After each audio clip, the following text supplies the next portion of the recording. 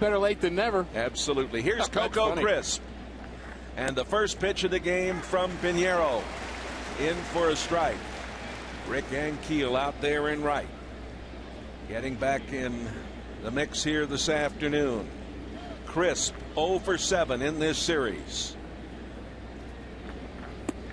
Outside, Crisp batting .234 on the season with 14 RBIs, 3 home runs. The 29-year-old Californian, he can fly. 82 degrees at game time. Very light wind blowing in the park. Here's a high chop. Handled by Schumacher, one away.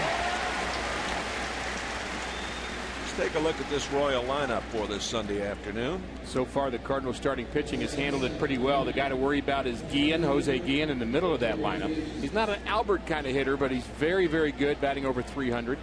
And keep a couple of guys off base. Crisp and Bloomquist both run very well.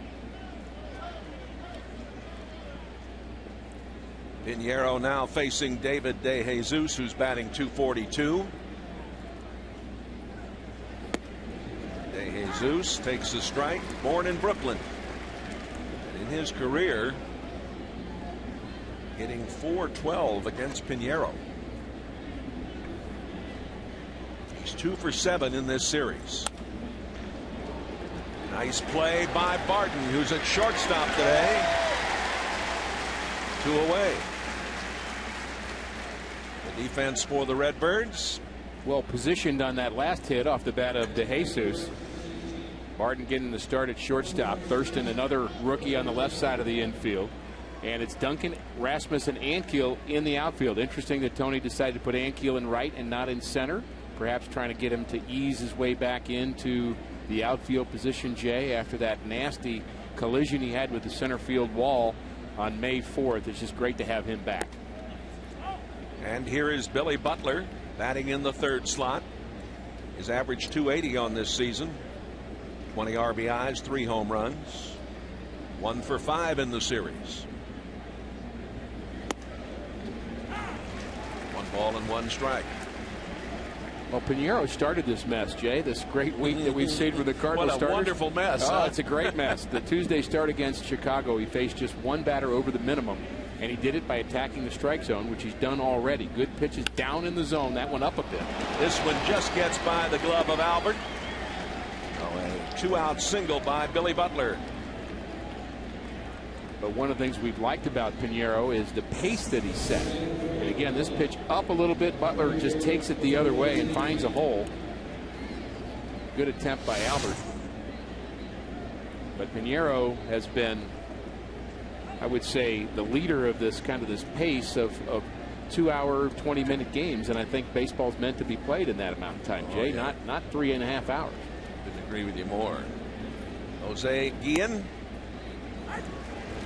A strike. Guillen comes in with a .291 average and 19 RBIs, 3 home runs. He's 1 for 6 in the series. Guillen, the 33-year-old veteran from the Dominican Republic.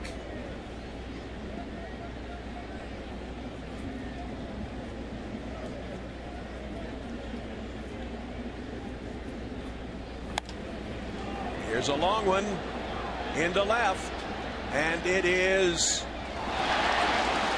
off the wall. Coming home is Butler, and stopping out there at second is Jose Guillen. So the Royals are on the board here in the first inning. Well, this is a ball Chris Duncan should have caught. He couldn't find the wall there, and he had a chance. He was a little concerned about the wall and catching the ball at the same time, but I think if he had another shot at that, he might make that play. Then he couldn't find the ball at all. He slowed down, and when he slowed down thinking about the wall, he just basically missed it. And it's going to go as a double, but certainly a ball that should have been caught. Yeah, and he missed where that ball ricocheted off the wall. Mark Teahen is 1 for 8 in the series, batting .271 on the year. Ian traded from Oakland in 2004. He went to St. Mary's College out in California. The scoreless streak is over.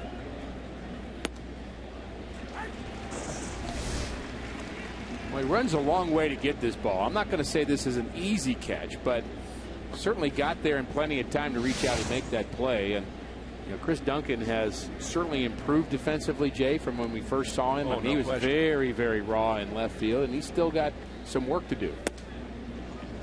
1 ball and 2 strikes.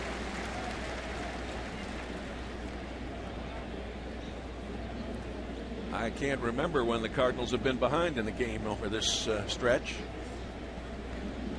They're behind right now as Pinheiro looks into Tian.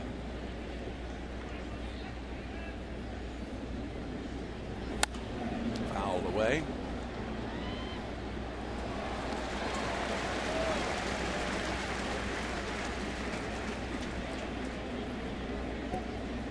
Interleague play underway in Major League Baseball. You see the defense on the left side. Thurston playing well off the line at third. Another foul. The Cardinals have been feeding Tian a steady diet of off-speed pitches. He seems to have a bit of a long swing to me from the left side. And he's a pretty good hitter. 271 average coming in. He's got a little pop. His average against Pinheiro 143 in his career. Guys with the long swing, you can get them on off-speed pitches. Into left. Duncan on the run. At the track. Makes the catch. Guillen drives in Butler. Kansas City leads 1-0.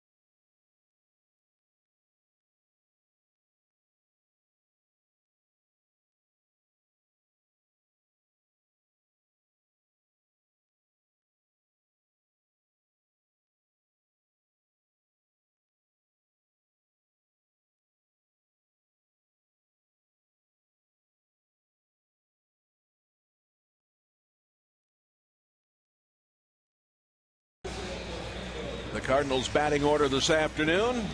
Left-handers at the top of the lineup, Schumacher and Rasmus. We'll throw in that right-hander in the middle of it because we think he's pretty good, Albert Pujols. And Joe Thurston getting the start at third here this afternoon. There is Trey Hillman, 46 years old, Amarillo, Texas home. Spent a lot of time in Japan. Got a great baseball background. His second year managing Kansas City. Brian Bannister ready to come in to Schumacher. Strike on the outside corner.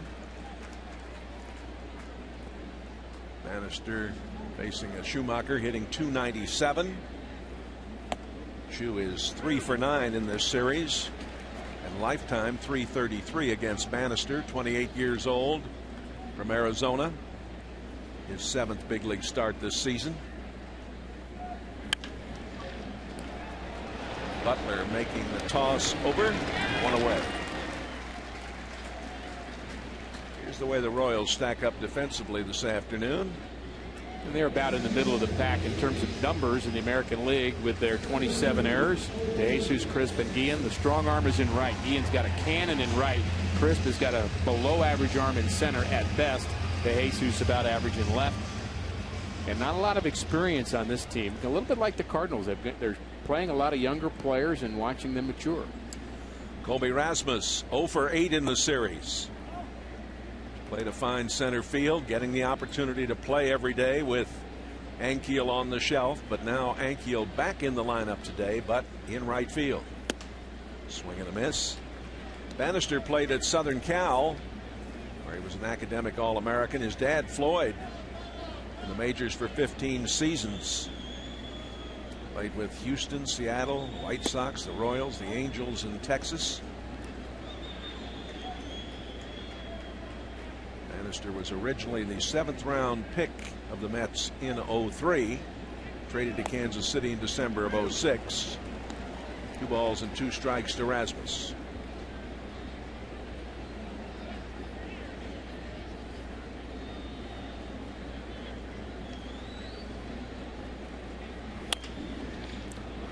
This will play for Castro, the second baseman. In fact, there's 3 sons of major leaguers that are in this ballpark tonight.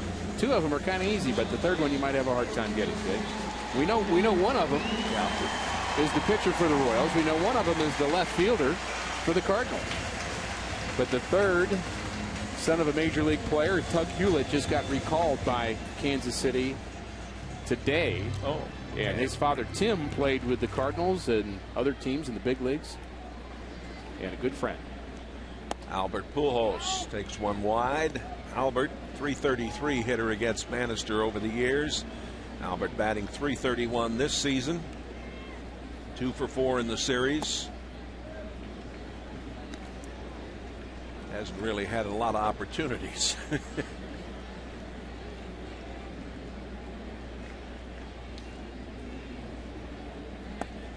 Bannister not giving him anything. 3-0. Albert's still the difference between the Kansas City Royals and the Cardinals right now. You look at their numbers, pitching numbers, defense, hitting, they're all about the same. But why are the Royals under 500 and why are the Cardinals where they are? Albert. He is a difference maker. A faithful here with a chorus of boos as Pujols gets the walk. Last night, 2 quick outs. Albert was pitched around, and then they walked Chris Duncan, and then a hit by Stabenow, and all of a sudden it's a big inning. So that's how Albert makes such a difference. Talking with Jamie Quirk, who's doing the game for Kansas City here this afternoon, former teammate, former Cardinal as well. Sure. And he said that's the difference. Nobody in our lineup are people thinking about 3 innings before he comes up like we have to think about Albert. Duncan is batting .258, takes a strike on the outside corner. The plate umpire is Todd Titchener this afternoon. Jerry Lane at first. Tony Randazzo at second. Chris Guccione at third. And there's Mr. Quirk. Yeah, Jamie is just a wonderful guy. A great teammate, too. Jim Lefebvre on the right. Ryan Lefebvre, excuse me. And his father was a big leaguer. Yes, he was. Sure. Chris Duncan not happy with that call. 0-2. The Redbirds 17-8 here at Busch Stadium this season.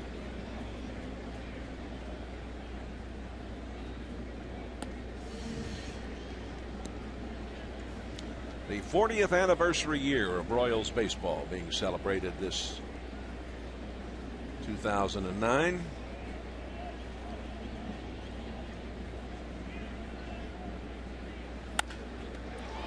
Off the glove, and Duncan is safe. It took Bannister a little while to figure out where the ball was. This is almost a carbon copy of what happened with the starter Hochevar yesterday. A very similar play where he knocked it down, but then they can't find out where it is. Somebody's got to help him. Where is it? Help me, somebody. Oh, there it is. And by the time he picks it up, Duncan hustling to first, close play at first, and that'll be an infield hit. And the crowd gives Rick Ankiel a tremendous welcome back. Rick is a .333 hitter in his career against Bannister, batting .247 as he returns.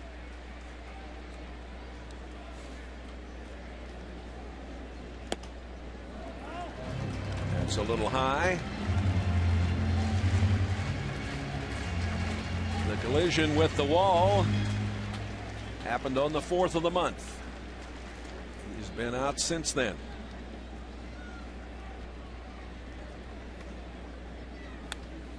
We had a cut, 1 ball and 1 strike.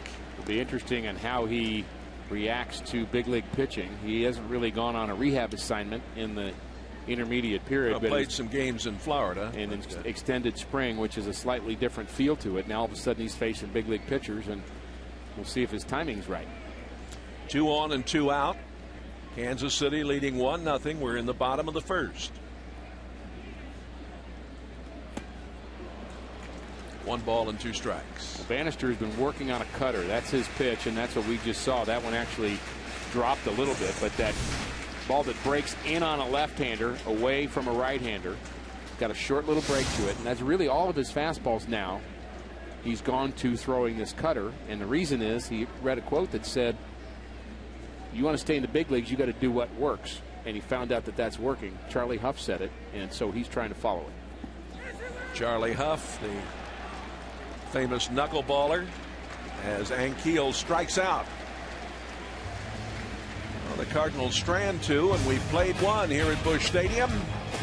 Kansas City leading 1-0.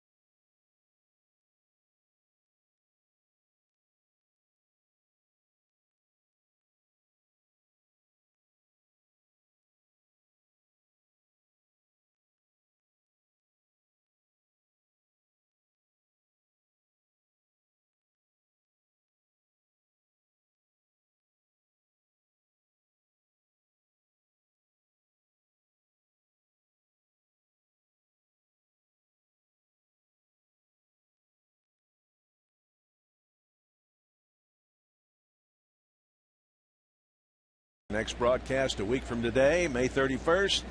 Cardinals will be in San Francisco. The Cardinals and the Giants coverage begins at 2:30 here on the home of Cardinal Baseball, News Channel 5. Alberto Callaspo batting .315. 16 RBIs, a couple of home runs, the switch hitter. He'll be followed by Olivo and Bloomquist.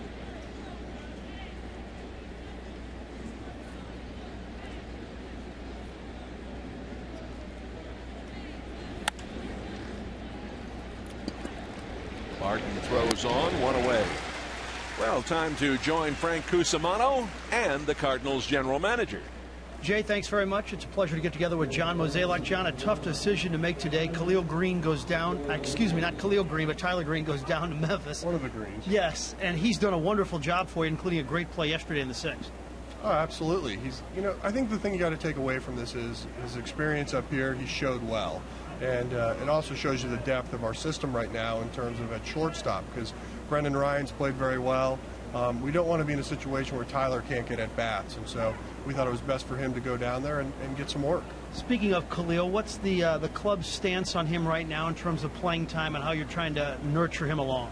Well, I think that's the right phrase. We're going to just nurture it along. We're going to be patient, and Tony's going to try to mix and match and find ways to get him in this lineup. Troy Gloss, we haven't heard much lately. Can you give us an update? Well, nothing's really changed. We should have a better idea of where he's at first part of June, and we'll make our decisions accordingly once we learn about that. I saw Ryan Ludwig earlier today. And if he was eligible, it seems like he could almost play today. Yeah, I think that's right. I think it's good that we have those extra 5 days right now, but I think the likelihood of him being activated on Friday is very high. And a final thought on the pitching situation. Were you tempted to send down a pitcher, or are you more comfortable with 13 pitchers on the roster? Well, it was definitely something we debated, but when we were looking at our schedule after Thursday's off day, it's going to be a few weeks before we have one, so we just thought it made the most sense to keep 13 right now. John, we appreciate the visit. Thanks so much. Thank you, Frank. All right, that's Cardinal General Manager John Mozeliak. Back to Jay and Rick. And Thurston making a long throw across to Nip Olivo, and good play at first here by Albert as well. Yeah, nifty footwork. I'm not sure whether his foot's actually on the base. Yeah. He actually does catch it and just pull it back. That's the only way he can handle that. You don't find too many first basemen that can make that play look that easy, but Albert's pretty nifty. Thurston's done a nice job at third, as has Brian Barton. Willie Bloomquist batting .312. You know, Frank's question about Troy Gloss would be a much more nerve-wracking question for us were it not for the job that Brian Barton and Joe Thurston have done filling in. The other thing that was mentioned, that talk about Khalil Green, a note that a couple of people have told me, and I think it was in print here today, that he's getting some help from Albert. Albert's trying to mentor him a little bit through this heavy patch of his playing days. Well, no better guy to do it than Albert, and they evidently, and I saw the same thing, they've become kind of hitting buddies in terms of hitting at the same time during batting practice, and Albert just trying to not only coach him up, I think, but just really befriend him. And Albert's that kind of guy. He's a team guy, and you know, you hear talk about that, but until you're in the clubhouse and see it, you almost can't believe that a star can be that good a teammate, and he is. 3 ground balls, 3 outs. An inning and a half has been played. The Royals lead the Cardinals 1-0.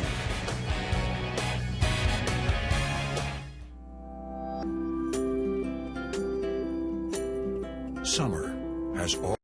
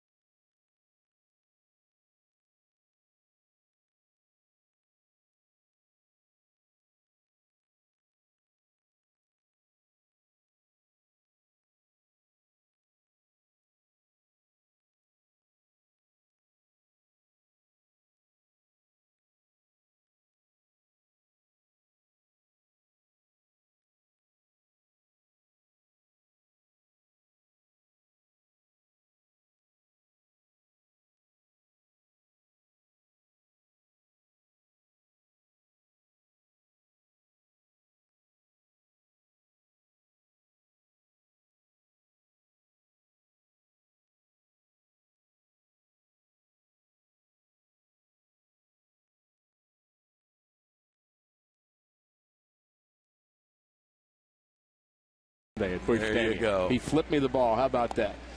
First pitch to Molina is outside. That youngster will have a memory for a lifetime. And his sister's going to get tired of hearing it. Yes. I'll tell you that right now. Molina facing Bannister for the first time. Yachty is 2 for 3 in the series, batting .285. And more comfortably in the 6th spot in this lineup. When he was hitting cleanup, I don't really think that was the place for Yachty or Molina, but with all the injuries, he was the best choice at the time. But I think Yachty's more of a hit the ball the other way guy. He's been such a clutch hitter, Jay, too. A lot of 2-out hits from Molina, really, since he's been a Cardinal. 2 balls and a strike. Thurston on deck. That misses. The Cardinals come in today 26-17. And after 43 games last year, they had a record of 24-19. Here's the 3-1. Into center field. Coco Crisp makes the play. Bannister did not make the club out of spring training. He was with the club all year last year. And he's really more of a strikeout kind of guy. And the club basically said, you're going to have to learn to use this cutter and stop worrying about strikeouts.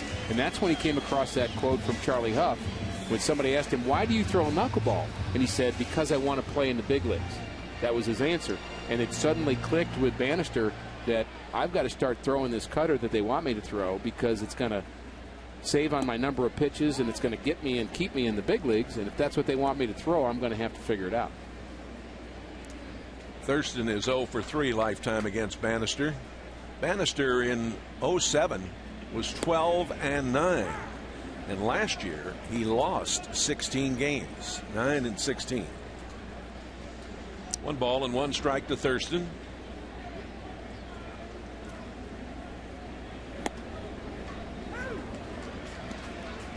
One and 2.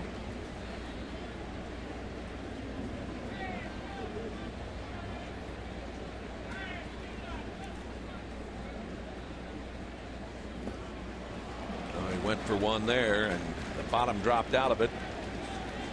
Second strikeout for Bannister. Well, this pitch is a curveball. He's going to throw this pitch with some top spin on it, and it's going to head straight down. That spin is 12-6. Now, we've seen Mr. Wainwright throw a few of those, and it's nice to have a catcher that can block it for you. But you've got to have your fingers on top of the ball, turn it down, pull it down towards you, and create that top spin, which is what makes the ball curve. Pinheiro batting .063. Pinheiro, 30 years old, from Puerto Rico. His 9th start of the season this afternoon. And that complete game shutout, of course, last Tuesday. It's his 12th career appearance against Kansas City. His 8th start. He's 4-2 with a 3.88 ERA. Originally a Seattle draft pick back in '97 in the 12th round. It's inside, 1 ball and 2 strikes. Big crowd here. A little blue, but a lot of red. And this just down the line in right. Pinheiro. A 2-out single. Hard to believe a pitcher can get this ball by a first baseman. You got to be playing him on the line right off the end of the bat. And almost playing him to pull. Ball kind of squirted away from the first baseman and spun. It actually hit the line and then spun away from the first baseman, Butler. You made a great effort there, but you would think, Jay, with a pitcher that you'd be playing him to hit the ball right down the right field line, especially a guy that doesn't hit that well in Pinheiro. Ryan Barden has never faced Bannister. Barden 2 for 7 in the series. A little bunt right out in front. And might have been a good idea, but you can't put it right there. 2 innings, 1-0 Kansas City.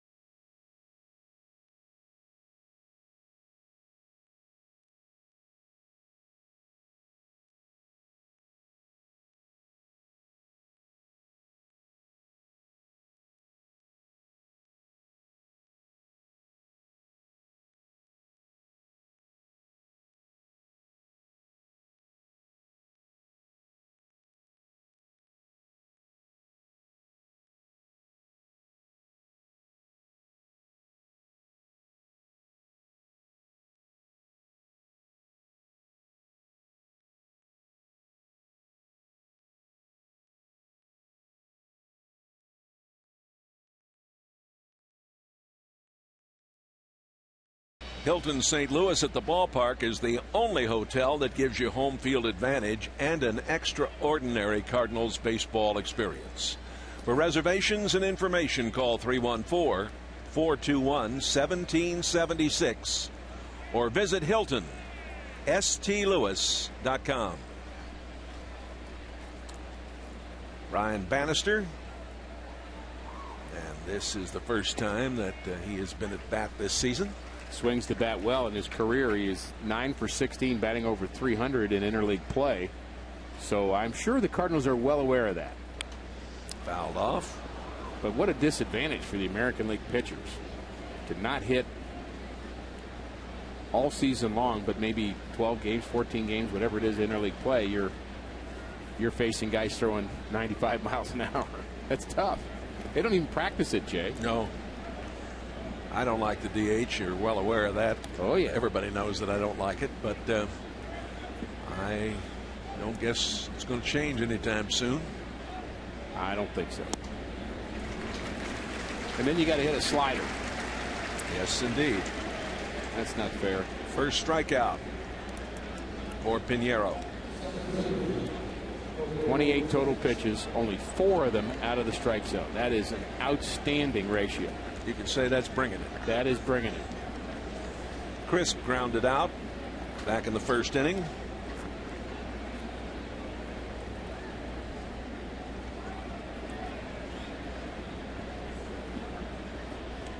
Cardinals will play the Royals on Friday, Saturday, and Sunday, June 19th, 20th, and 21st.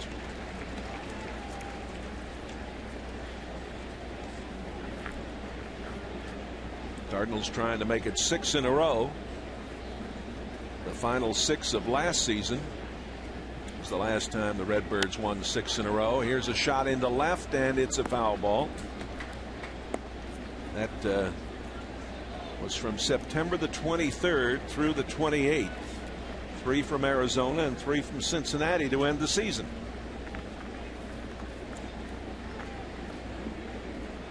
Cardinals have won 5 in a row on 3 occasions so far this season.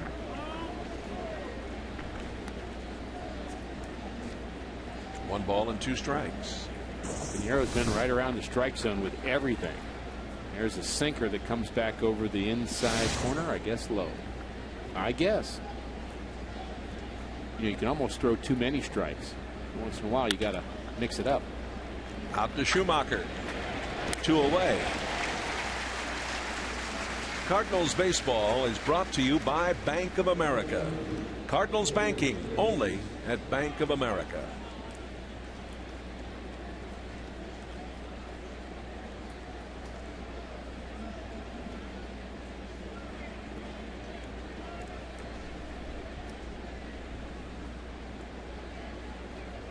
Already 6 groundouts as we play here in the top of the 3rd. And that's a nice ratio too. 6 groundouts, 1 fly out for Pinheiro. The only mistake really that he made, I guess the Butler pitch might have been up a bit too, but the one that was up to Guillen that he hit a fly ball double to left field. Pinheiro's got to find ways to win games like this, Jay. That's the difference between him this year and last year. And recovering nicely is Schumacher to make the play. 2.5 innings have been played. Kansas City leads 1-0.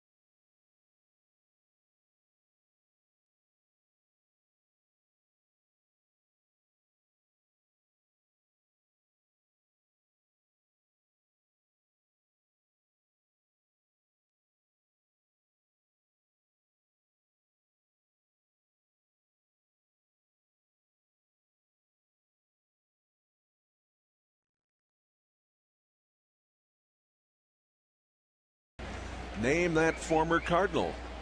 Jamie Quirk. What a good guy. He's in the booth down from us, calling the action for the Royals. Schumacher leading off for the second time in the game here in the bottom of the third. Not only was Jamie a player with the Cardinals, but he was also a bullpen coach for us. That's right, he was. Spent some time. He became a catcher late in his career, which was a pretty good career move.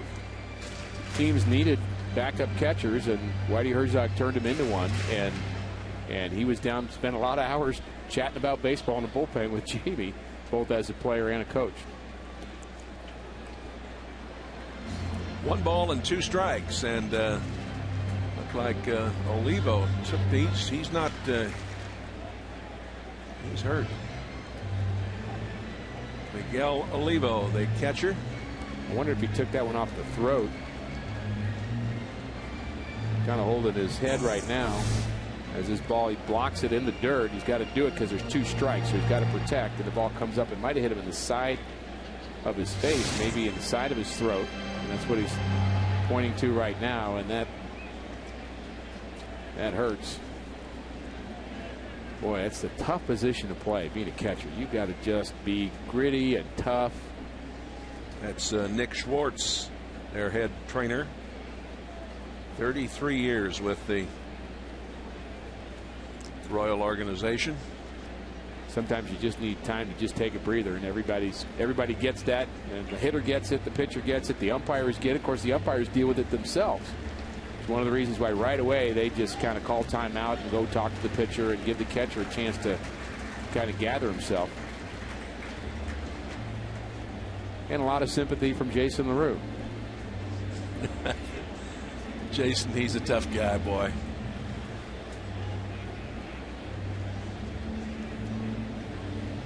If you're just joining us, we'll tell you that the Royals got one in the first.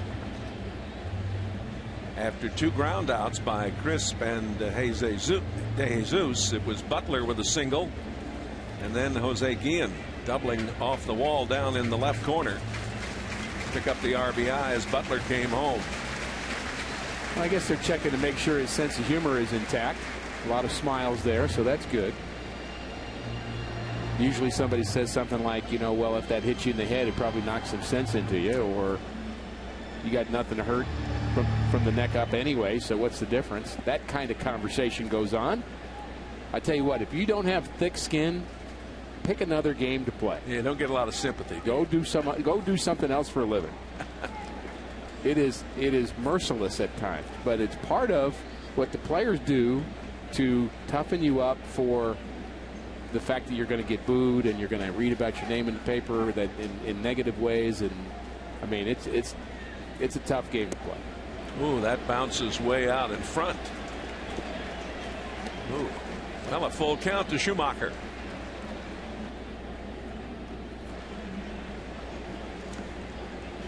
Tien, Bloomquist, Iaspo, and Butler on the infield. De Jesus, Crisp, and Guillen left to right in the outfield. That's out of play.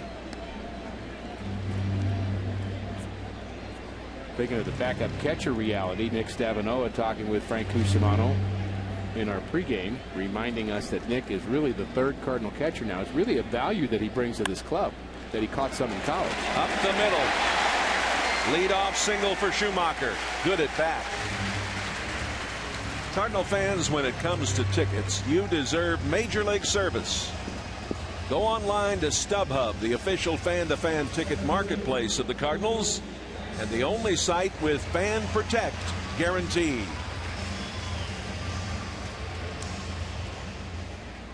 Here's Colby Rasmus. Be a nice spot for him to break out of a slump. 0 for 9.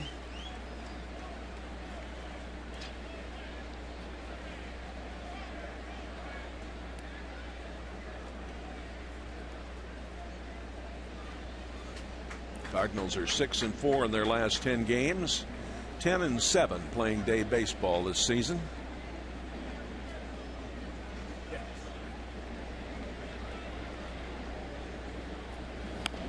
Rasmus bunting. It's a beauty.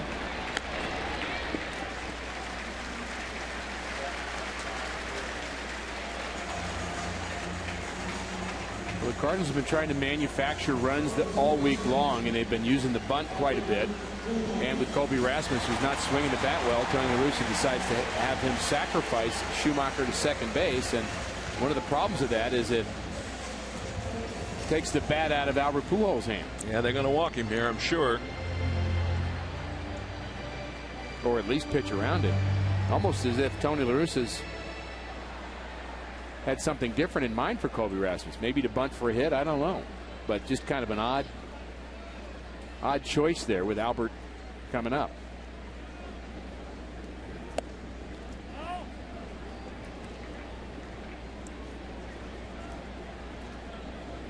And the Royals deciding to pitch to Albert.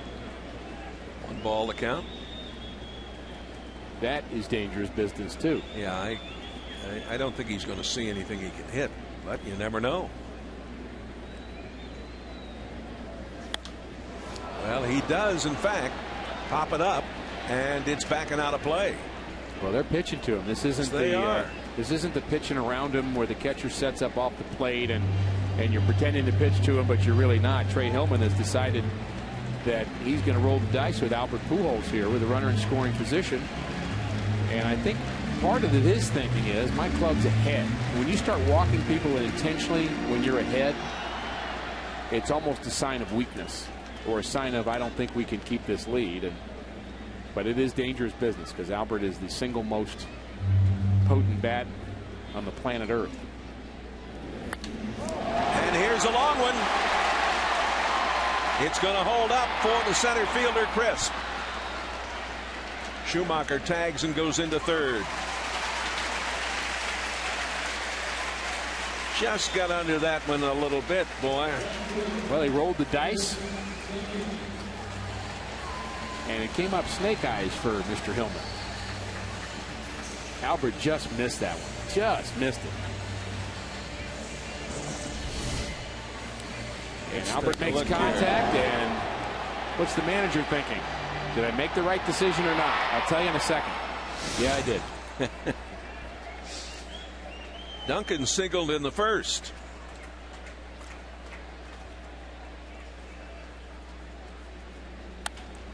On the ground, Bloomquist, the shortstop, throws out Duncan. The Birds have stranded 4 after 3. 1-0 Kansas City.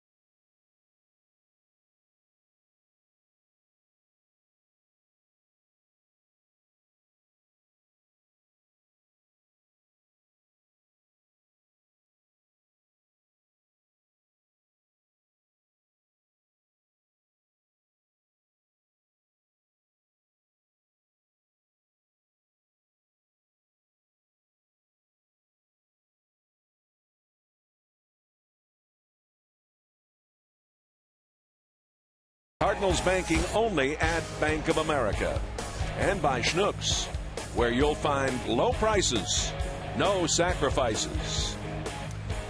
With Rick Horton, Jay Randolph, we move to the 4th inning. Kansas City leading 1-0. It'll be Butler, Guillen, and Tien. And Butler rips one into left center. Off the wall. Going for two, a stand-up double. Butler 2 for 2. Well, sometimes the best pitch you're going to get is the first pitch you see, as it often the pitcher's just trying to get ahead. That one right down the middle, and it's about thigh high, and Butler just laces that into the left center field gap. And Pinheiro hasn't gotten many pitches about thigh high. They've been around the knees for the most part. And again, he's throwing a lot of strikes, Jay, so you appreciate that. But see if he can pitch around this and keep it a 1-0 game. Ian doubled and picked up the RBI in the first. He sends this one to center field. Colby on the run at the track. Butler tags and gets into third.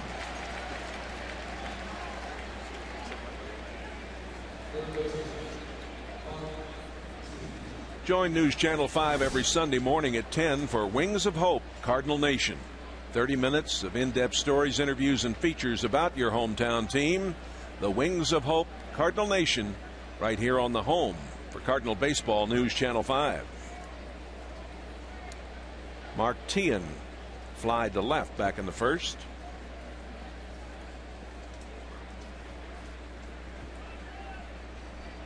Infield in.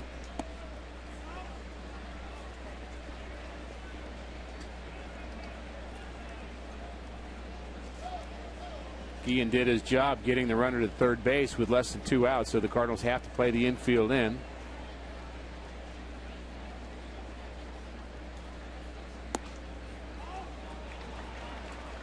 And a little bit of confusion on Colby Rasmus' throw from center field. He does a nice job getting to it, and usually you have a cutoff man and then a trailer, and the trailer is not really there. And I don't know whether that was just a botched up relay or whether Colby just missed the cutoff man. I don't think they had a chance to get Butler anyway, but Colby looked a little confused after the play. I'm sure they'll talk about it. That's a strike at the knees. Tien is from Redlands, California, 27 years old. Schumacher is not playing in on the grass because he's got such a good arm. When you play infield in, if you have a good arm, you can play back a couple of steps. And against the left-hander Tien, I believe he thinks he can throw out Butler at home from that position. And he does. He's got a very good arm. And most people just go to the same spot and you say, okay, we're going to play infield in defense. We'll get right in on the grass. Well, I mean, use your brain a little bit, and that's what Schumacher's doing right here.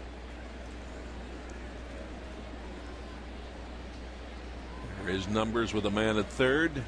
3 balls and a strike. Foul back.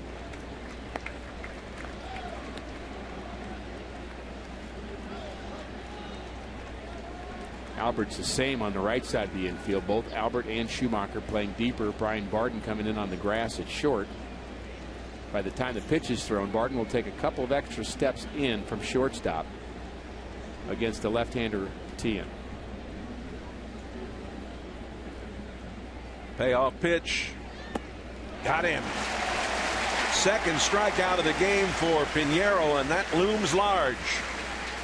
Well, strikeouts don't matter that much, but there are times where you really need them. A little split grip there on a pitch sinking down and away from Tien and way out in front of it.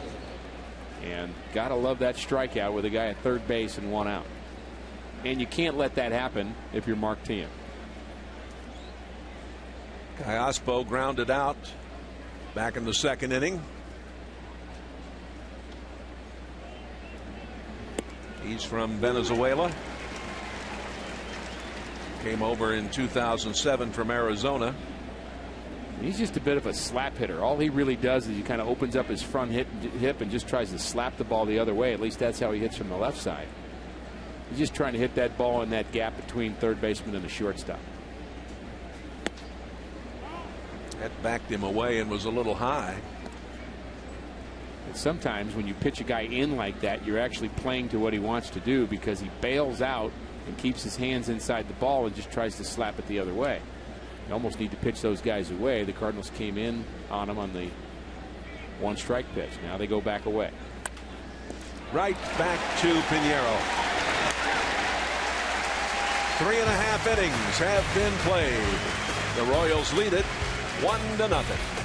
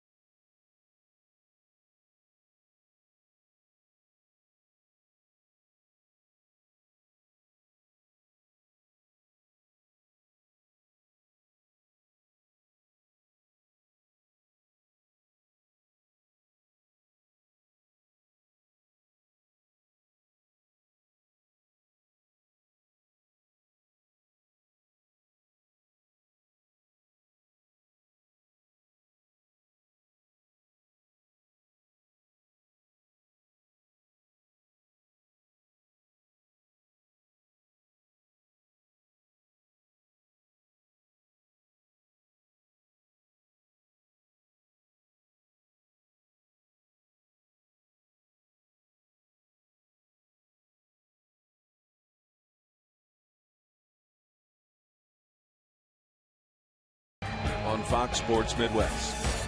Always great to watch baseball in Milwaukee. Here's Rick Ankiel. Become quite a rivalry of late, hasn't it? Yes, it has. And the Cardinals may owe something to the Milwaukee Brewers. Ankiel struck out to end the first inning.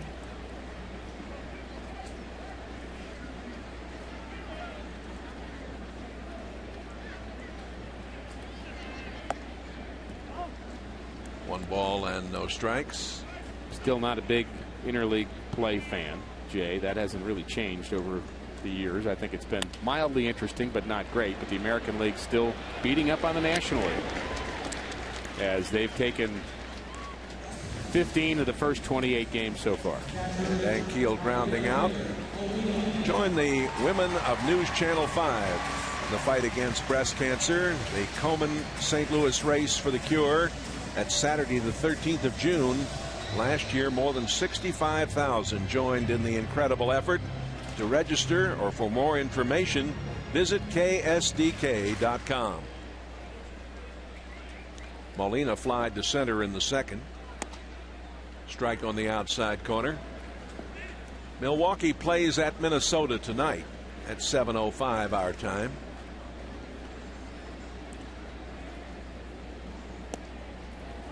Outside. Pittsburgh's playing at Chicago. The White Sox are leading 2-1 in the 5th inning.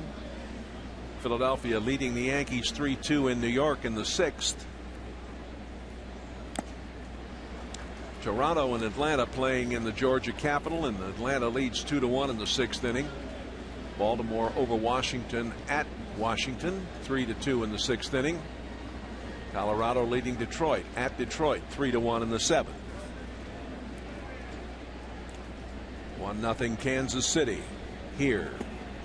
That's way in front again. He pounded that ball. 2-2. Be interesting to see if the National League starts to maybe rebound a little bit after being thumped by the American League for years and years.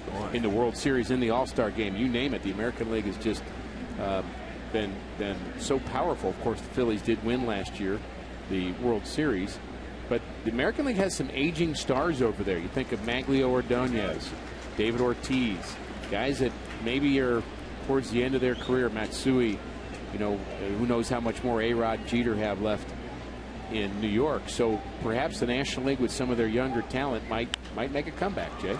This is fouled out of play.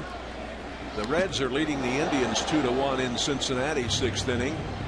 Tampa Bay and the Marlins are tied 3-3 in the 6th. Miami. Twins in Houston. Twins lead at 5-0 in the 4th inning. Or Texas, I should say, not the Twins. It's Texas at Houston. There's a swing and a miss. Yachty doesn't strike out very often. That's number 3 for Bannister. This date in Cardinal baseball history, Mark McGwire, the fastest player to 20 home runs in one season. He did that in 35 games.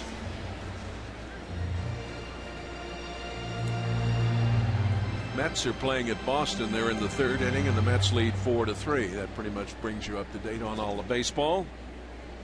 Thurston struck out in the 2nd inning.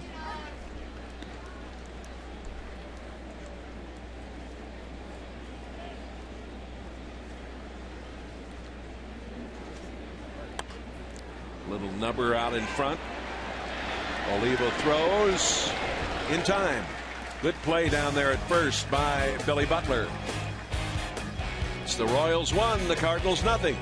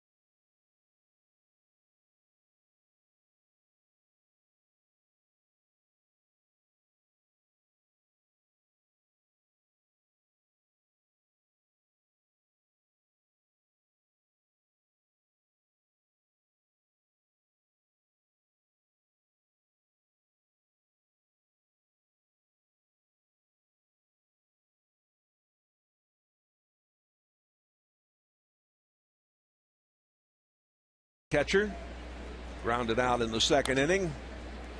Fouls this one away.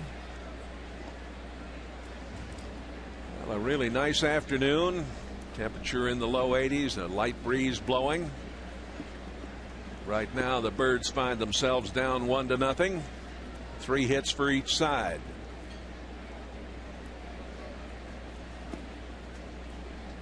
That's a little low. 1 ball and 1 strike.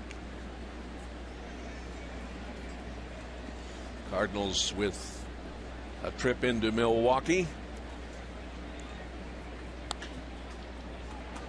Fair ball. And it's touched by a fan. That'll be a ground rule double.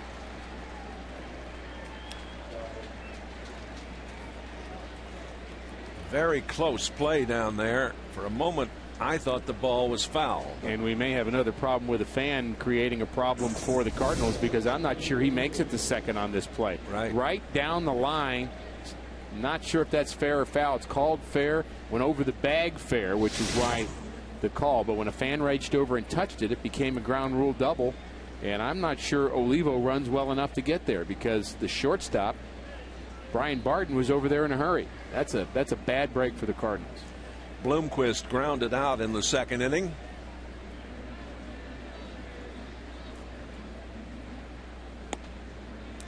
Strike on the corner. Bloomquist trying to move Oliva over to third, of course, and as you mentioned, he doesn't run particularly well.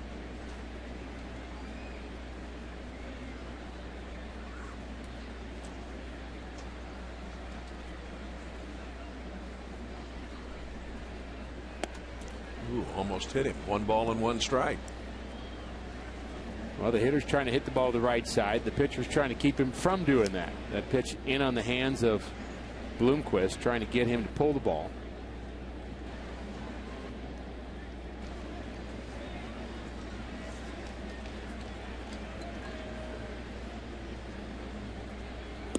And this Another is where, one inside. This is where Albert's a special player because he always plays in on the right side in the situation. He understands what's going on, and a hard hit ball to first base, and he is going to be thinking third base. He's not afraid to throw it, and Olivo's thinking any ball on the right side, I can just kind of make my way over to third without any problem.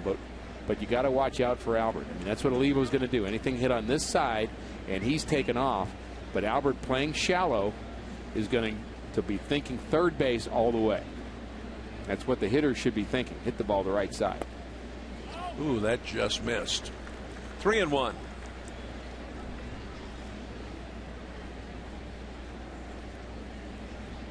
Bannister, the pitcher, is on deck.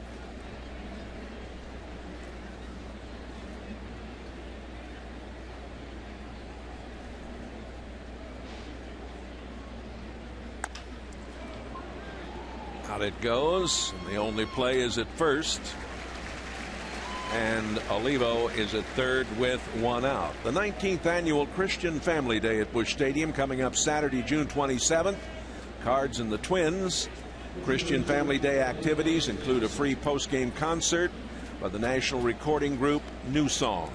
For tickets and information, call 636-227-9788.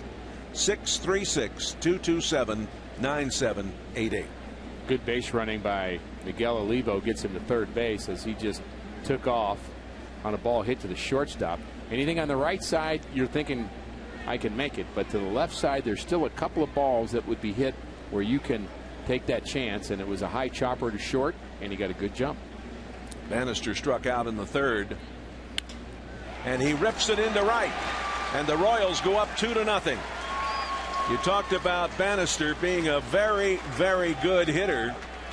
Although he doesn't get to hit very often, he comes through big time for the Royals. It's his third major league RBI, so he's done this before. Infield in, he becomes a better hitter.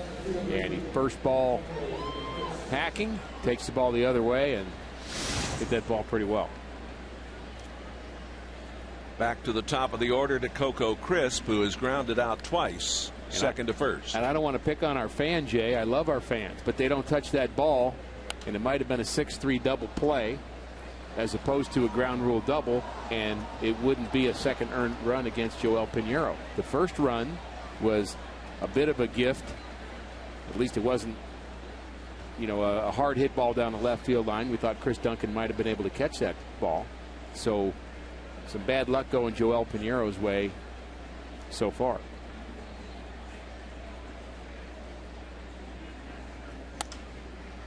Right down to Thurston, throws for one at second, not in time at first.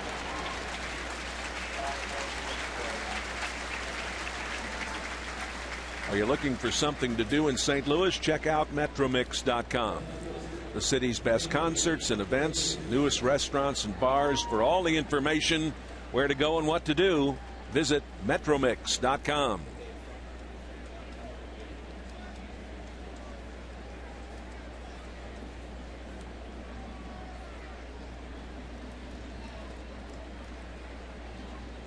De Jesus. Crisp down there at first, the throw over. Crisp has stolen 11 bases in 13 tries. He can fly.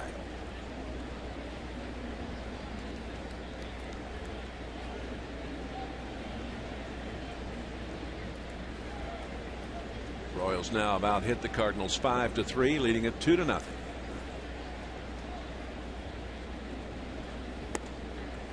A little high.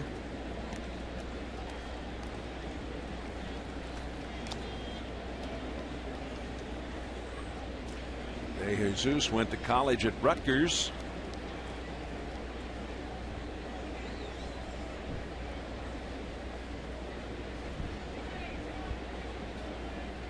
Selected in the 4th round of the 2000 draft. Here's the double off the bat of Miguel Olivo. He pulls the ball down the line, and it's going to jut off these stands right here, but that fan decides to touch it, and it all becomes a double. But look where Brian Barden is. He's going to pick that ball up. There's no way Olivo's going to go to second, and unfortunately, that cost the Cardinals a run in this inning. 3 balls and no strikes to De Jesus. And that fan is actually not there anymore, because what they'll do is they'll toss you out. They actually will make you go sit somewhere else, I believe is the deal. Anybody near the stands knows you don't touch a ball as it's in play. But sometimes you just can't help it. Yeah. You know, you can't help yourself, Jay. It's a natural reaction. Strike on the outside He's not corner. a bad guy. He's just sitting in the upper deck right now. I mean, they didn't go back and tar and feather the guy. They just showed him to a different seat.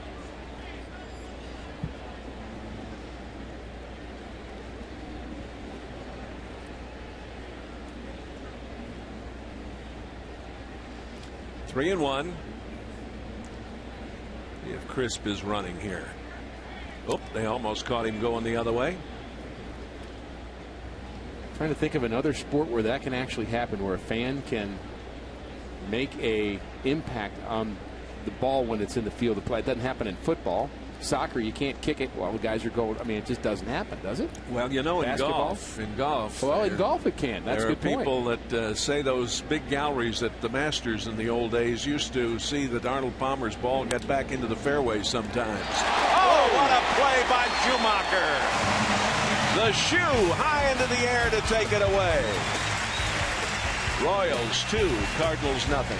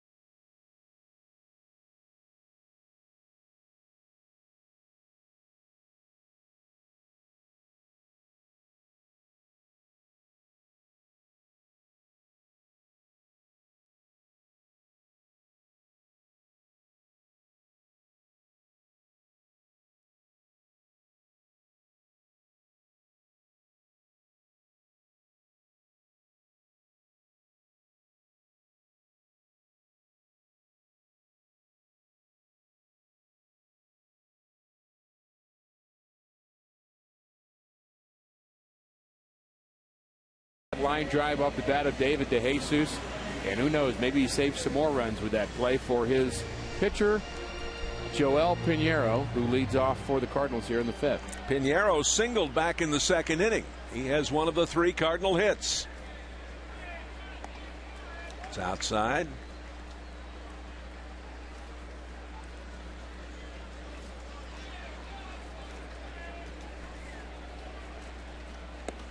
You know, we're getting a little greedy now on what we expect out of our starting pitchers. After the last week, we've been conditioned to want to see nothing but zeros. But this job today for Joel Pinheiro has been very good. 2 runs through 5. Allowed just 5 hits. Bannister's just been a bit better. Cardinals have to find a way to get to him. And you hope they would do it sooner than later. But another good piece of news for the Cardinals, at least for the time being, is the closer for the Royals is not available. Right. And that's fouled away. And Joakim Soria has become one of the best in the American League at closing out games, and he's on the disabled list, so they don't really have a closer right now. They haven't even identified one because they haven't been winning games the last week or so, so they haven't had to use anybody in that role. So they don't even know. 2 balls and 2 strikes. They've really had a big change in that bullpen, haven't they? They have. We brought up a couple of people and made a few moves. They now have 3 left-handers in the pen today. They brought up John Bale. They still have Mayhay and Ramirez, who we've seen in this series. Sidney Ponson, former Cardinals, out there.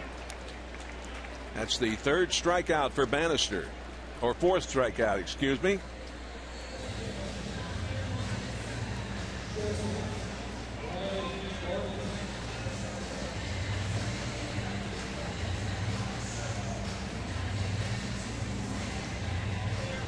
Brian Barton back in the 2nd inning with a runner at first, Pinheiro, and 2 out. Bunted, and it wasn't much of an effort. It was right back to Bannister. Well, I love Brian Barton. Absolutely love Brian Barton. You and I had some time with him during the caravan, and right. I can't understand for the life of me why somebody would be bunting in that situation anyway, even for a hit. With a guy on first base and 2 outs, if you're bunting for a hit in that situation, the best you're going to do is move the guy to second base. So what you need to do in that situation is hit a double. What you're doing is you're passing the buck to the next hitter, saying, here, you drive him in, instead of saying, let me do it. I just don't like the 2-out bunt. And now, if you're doing that with Albert up next, that's a different story. But I don't get that at all. And again, I love Brian Barton, but it just doesn't make sense to me. This is popped up out beyond second. Aspo makes the play. Before work or before school, there's probably a lot of you not worried about school at this point, but News Channel 5's Art Holiday and Jennifer Blome bring you the favorite morning show in our town, Today in St. Louis. The latest news, traffic, and weather. Today in St. Louis begins at 5 a.m. right here on News Channel 5. And here's Schumacher. He fouls it away.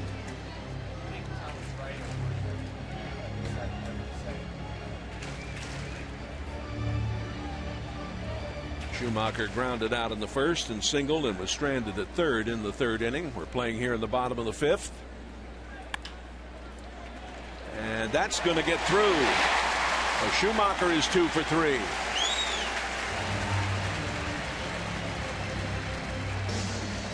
Trey Hillman seems to be taking some notes on every single thing that's happening. I don't know if he may even be keeping score. Got a sheet there with all kinds of information.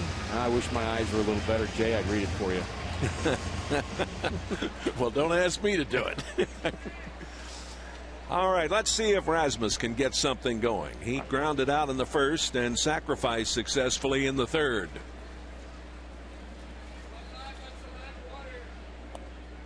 There's a strike.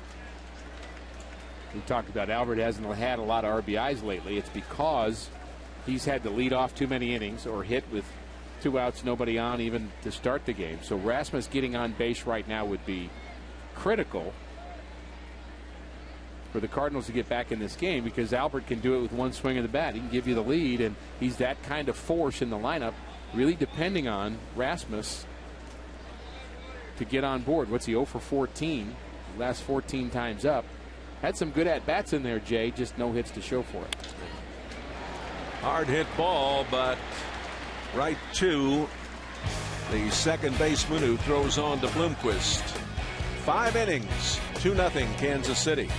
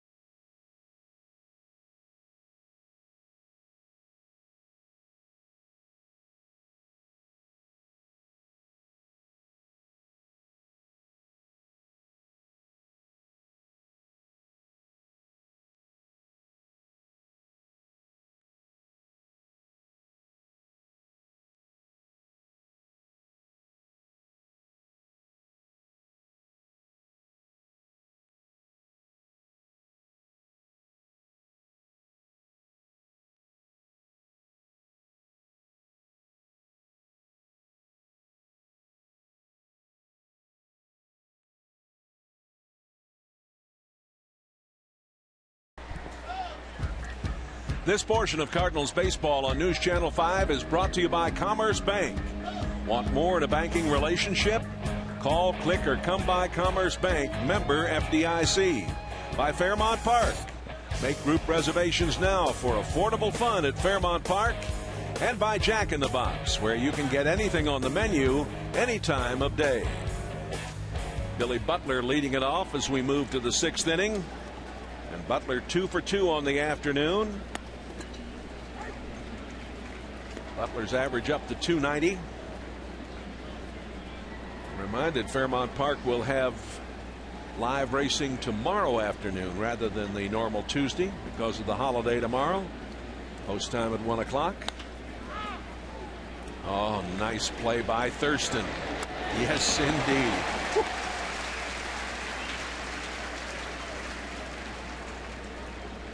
Well, Schnooks presents a little trivia question for you. What team did the Royals defeat in the '85 ALCS to send them to the World Series? You remember, Rick? Yep. Toronto Blue Jays. There you go. They were down 3-1 in that series.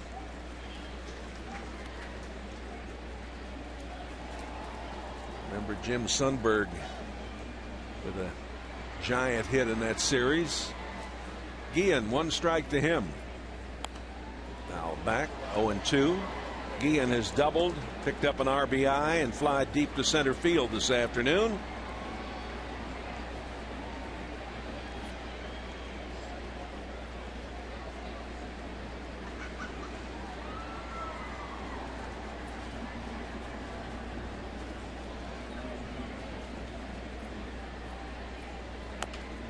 Little check swing.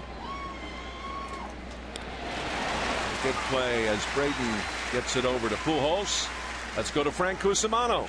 Jay, thanks very much. Many have heard that this is the best stretch of starting pitching since the 1973 season for the Cardinals, and there are some similarities. Chris Carpenter plays the role of Bob Gibson. They're both Cy Young Award winners. Kyle Loesch plays the role of Reggie Cleveland. Loesch's career high in wins is 15. Cleveland's is 14. Joel Pinheiro plays the role of Silvio Martinez. Pinheiro's career high in wins is 16. Silvio's is 15. Adam Wainwright is Rick Wise. Both were traded for players with great potential, J.D. Drew and Steve Carlton. The only one I couldn't come up with was Todd Wellemeyer, but back then I think they only had 4-man rotations. Jay and Rick, back to you. That's pretty good, Frank. I'm Very impressed. good job, Frank. Excellent, excellent stuff there. Tian is standing in with a 268 average, and there is the Carp. And I like that comparison best of all of those. The tenacity of Bob Gibson and the tenacity of Chris Carpenter. They took different forms, and they still do take different forms, but both of them just playing the game on a higher level mentally than everybody else. And elevating everybody around them. Incredibly so. That's the big factor. They have that special something that just makes them give the rest of the club so much confidence. 1, 2, 3, bang, bang, bang. 5-3, 6-3, 4-3. 2-0 Kansas City.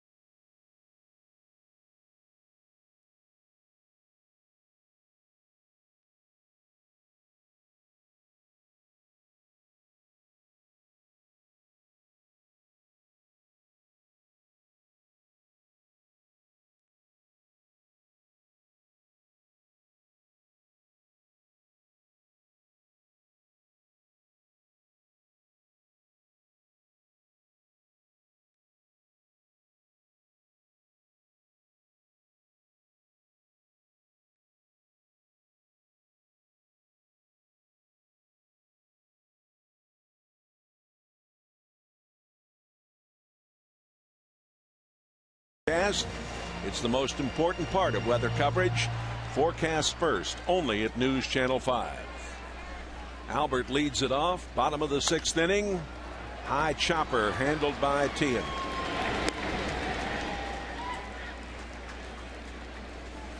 Sigh of relief for Brian Bannister when you get Albert Pujols on one pitch to lead off an inning. And that's the only way to pitch to Albert with nobody on. Cardinals need to find some offense here. Getting late, Jay. Duncan, a single in the first, grounded out in the third. The Cardinals are 13-3 when he has an RBI. A strike on the outside corner.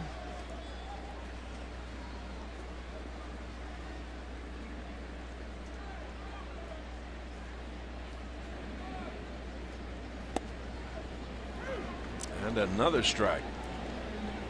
Power numbers have cooled a bit for Chris Duncan. Very hot in the month of April. Yeah, had a career best 13-game hitting streak. He's going to be a streaky hitter. The Cardinals have a few of them. I would say Rick Ankiel's in that category. I would say that Ryan Ludwig can be in that category of being streaky hitters. And you'd really like to see all three of them hot at the same time. We have not seen that in a while. And it'll be nice to have Ryan Ludwig back sometime next week. The thought is Friday. I believe John Mozeliak told Frank Cusimano. Very likely could be in the lineup on Friday in San Francisco. Here's Luddy. There he is. Off the end of the bat. This big crowd just hoping that they've got something to cheer about here in the next little bit. I'd like to be a fly on the wall for that conversation between Adam Wainwright and Brendan Ryan.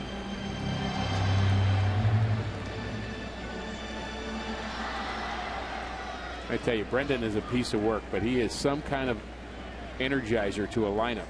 You miss him when he's not in the lineup. Oh, absolutely. He just makes things happen. And now a full count to Duncan.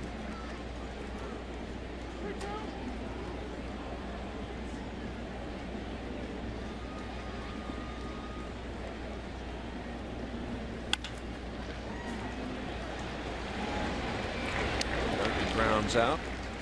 Second to first.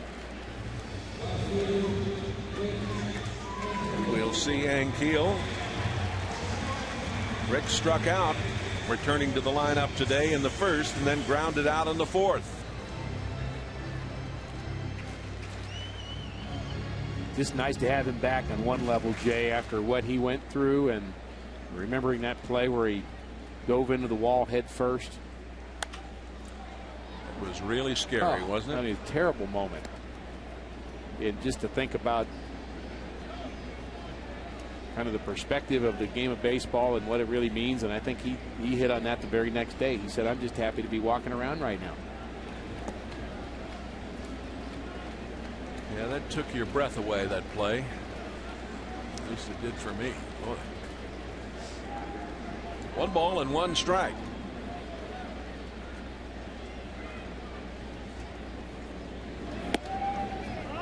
The Redbirds at this point in the proceedings have only had 1 player reach third. That was in the 3rd inning.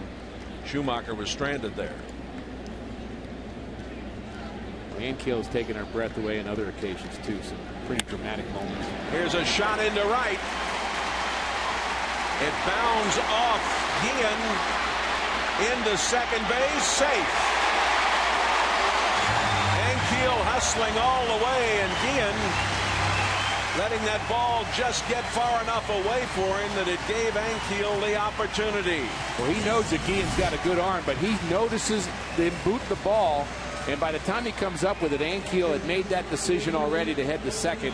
Very good base running by Rick Ankiel to get himself in scoring position for Yadier Molina. He picks up right here that Guillen's bobbled the ball, and he thinks second all the way.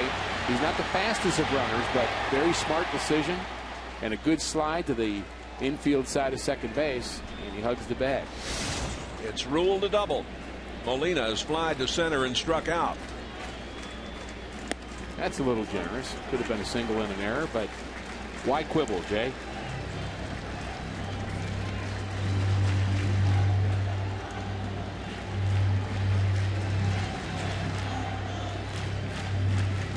At Cincinnati, the Indians and Cincinnati are tied 3-3 with the Indians batting in the 8th inning.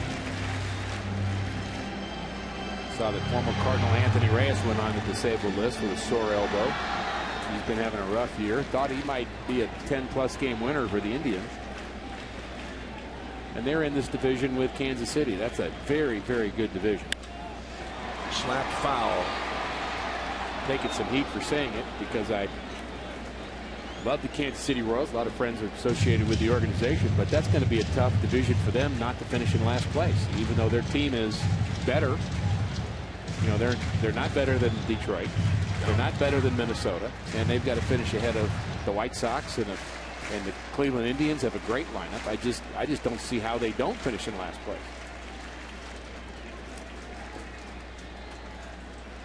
But they certainly have a promise to go in the right direction as an organization. You really like what Trey Hillman's done.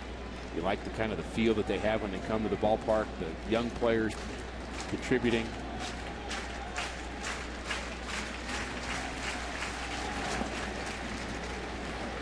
Two balls and a strike.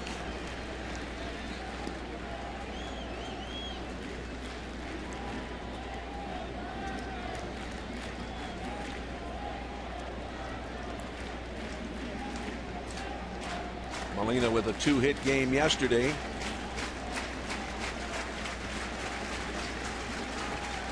Trying to do some damage here. And Keel at second, 2 out. Down the line in right, foul.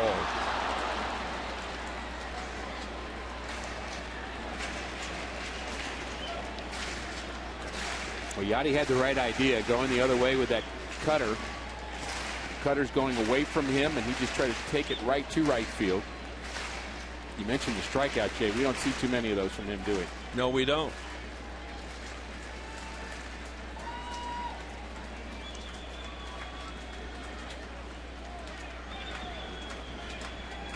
Bannister with 4 strikeouts in this game has scattered 5 hits. The hits are even at 5 and 5, but it's 2-0 Royals.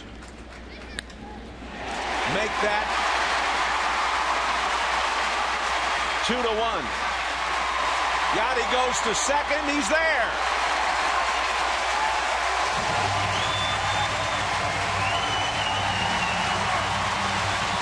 And they're on their feet here at Busch Stadium.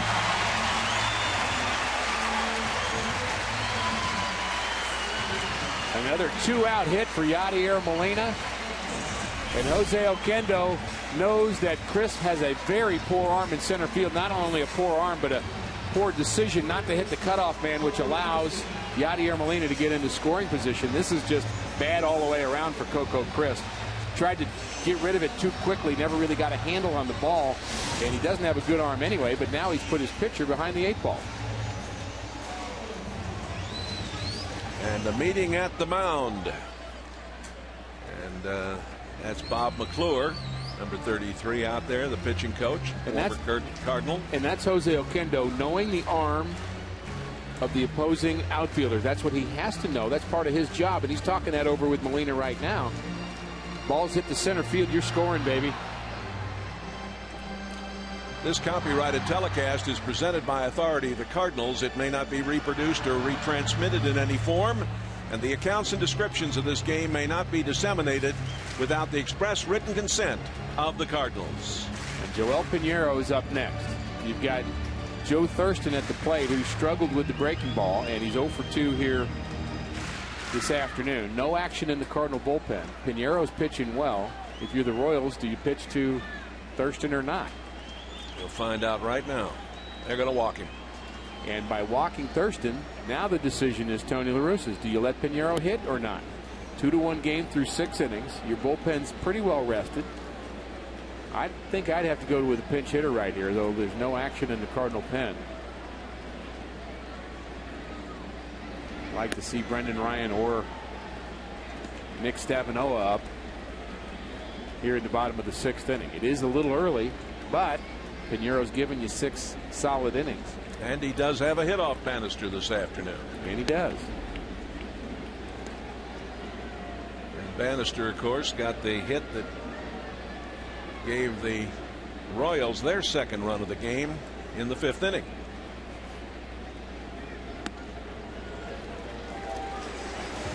For a complete wrap-up of all the weekend sports, don't miss the Don Brown Deal Sports Plus. Join News Channel 5's Rennie Knott and Frank Cusimano. Highlights and coverage. The Don Brown's Deal Sports Plus tonight following the late news here on News Channel 5. To profile Mike Anderson, the head basketball coach at Mizzou tonight, and also former West Virginia quarterback and a guy who's had his struggles, Mark Bulger. Here's Pinheiro. Saw Steve Spagnuolo down here at the ballpark this weekend, and he was so excited to get a chance to be in the Cardinal clubhouse and talking about the Rams' upcoming season, and just he's just a fiery guy and really like him and wish him well. Yeah, wish him well. You bet. 0-2. So Horatio Ramirez out in the Royals pen. 3 left-handers in the bullpen for Kansas City. Again, still looking for a closer. Cardinals need to keep the pressure on, get into that bullpen, make something happen. Very interesting decision here to let Joel Pinheiro hit in the 6th inning. It's a big vote of confidence for him in the job he's done on the mound. And Tony's committing to a couple more innings out of Pinheiro. His pitch count is still just at 72, so I think that's worked in Pinheiro's favor, and I think Tony just believes he deserves a chance for this to be his game. 1 ball and 2 strikes, 2 on and 2 out. 2-2.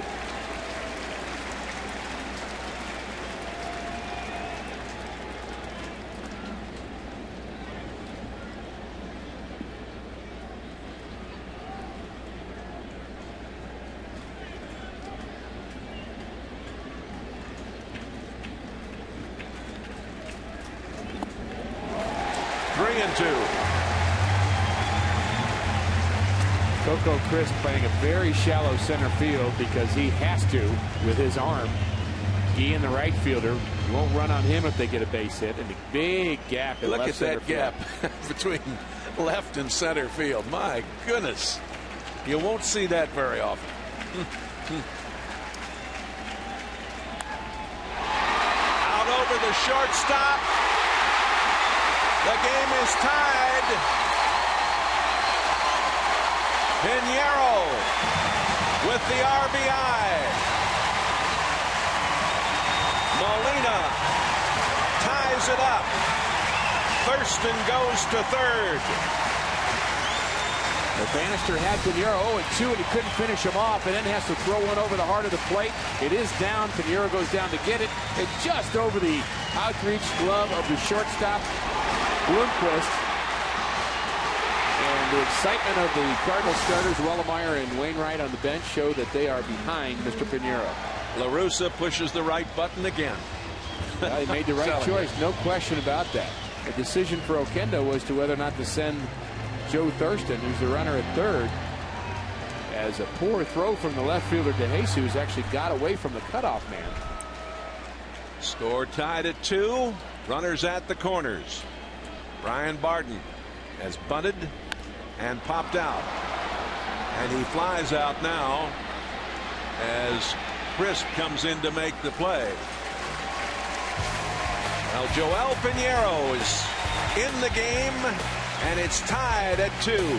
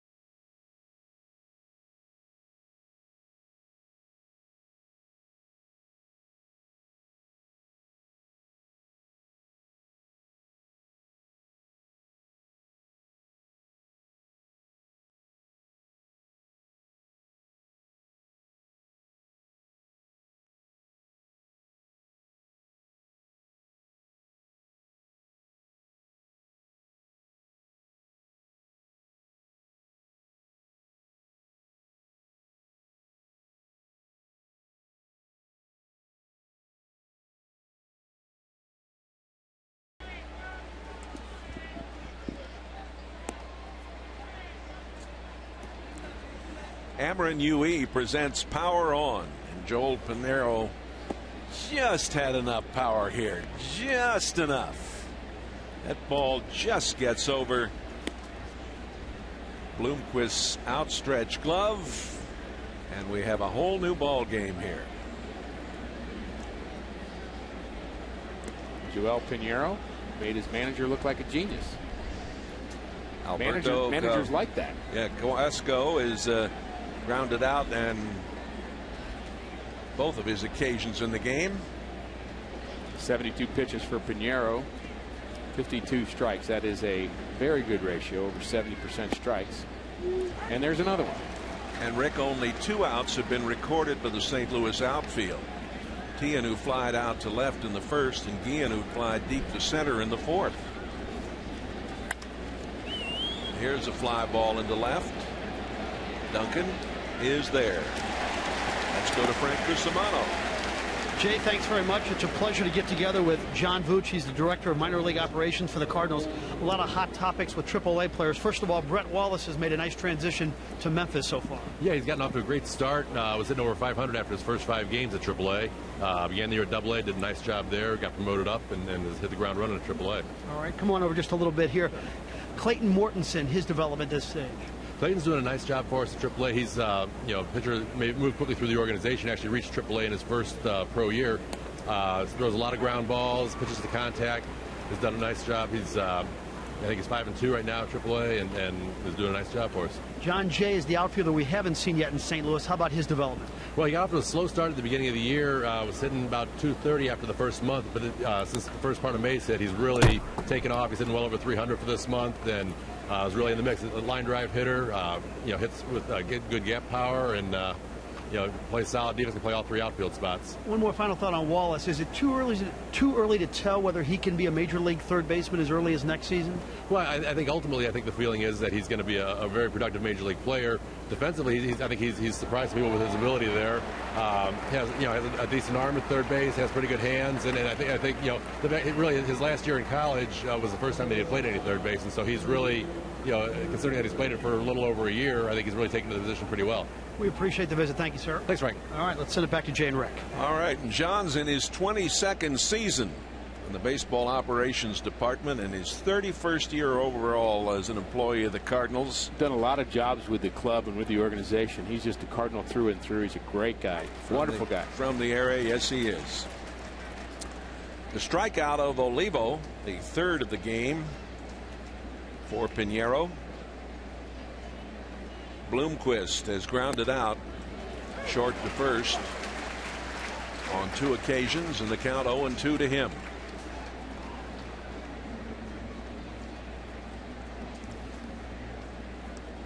Two 7-0 for the Redbirds, 2-5-0 for Kansas City. The Birds bouncing back with 2 in the bottom of the 6th to tie it up. And a hot shot just gets by Barden. And he's going for 2. Very close there at second base, but a hustling double by Bloomquist.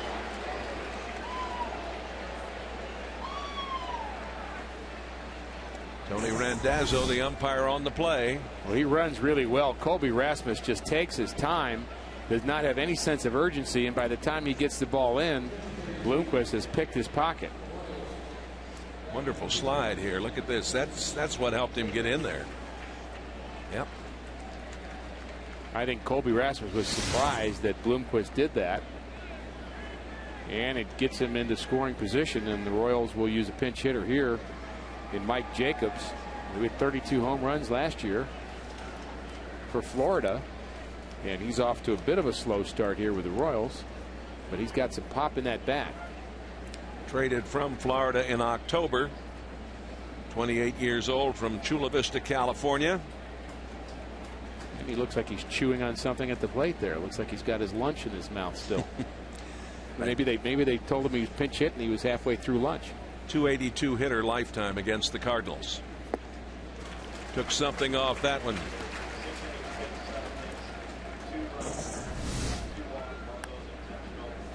Out of the box. He's thinking double all the way. He sees Rasmus kind of slowly feeling that ball on his heels, and he realizes it's an opportunity.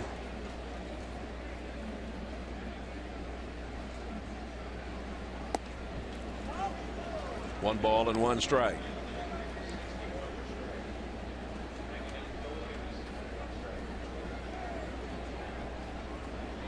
Last season, over half of Jacobs' hits were for extra bases.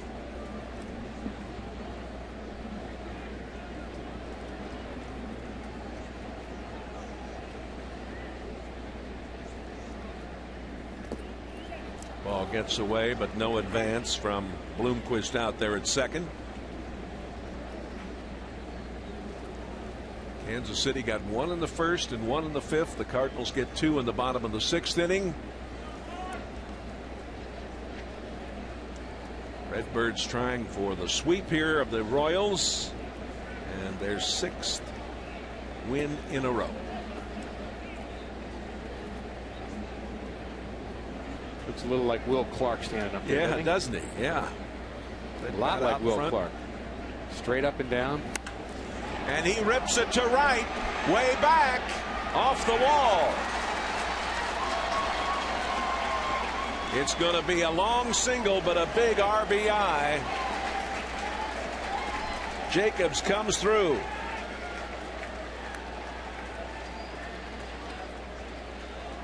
Well, Pinheiro was almost through this inning. First two guys really simple. Then he gives up a hit that turns into a double, and then a two-out hit off the bat of Mike Jacobs has given the Royals the lead again.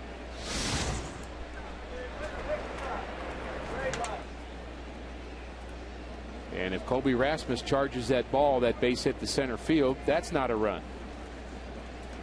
That's all three runs that Pinheiro has given up have been, I would say, unfortunate. Trevor Miller getting ready for DeJesus, I would guess, the next hitter. What a shame for Joel Pinheiro. Still has a chance to win this game, of course. Jacobs made a start here on Friday night at first and went 1 for 3 with a walk. And he delivers a big RBI here in the top of the seventh inning. Coco Crisp.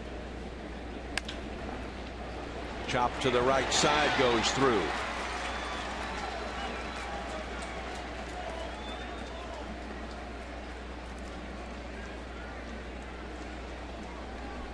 Now a tough decision for Tony La Russa. Does he get out his starting pitcher? He decided to say, you know, I'm going to go with this guy. He's my guy. He's pitching well.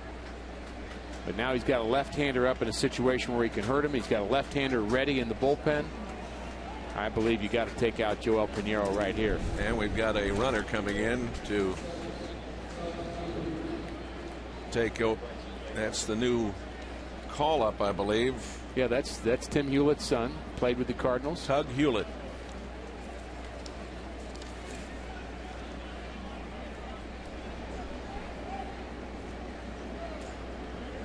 DeJesus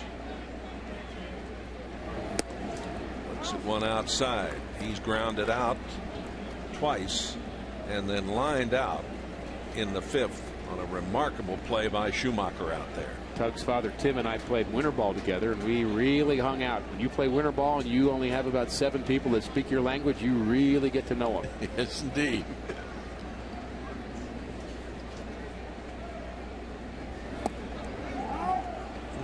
Just inside, 2 balls and no strikes.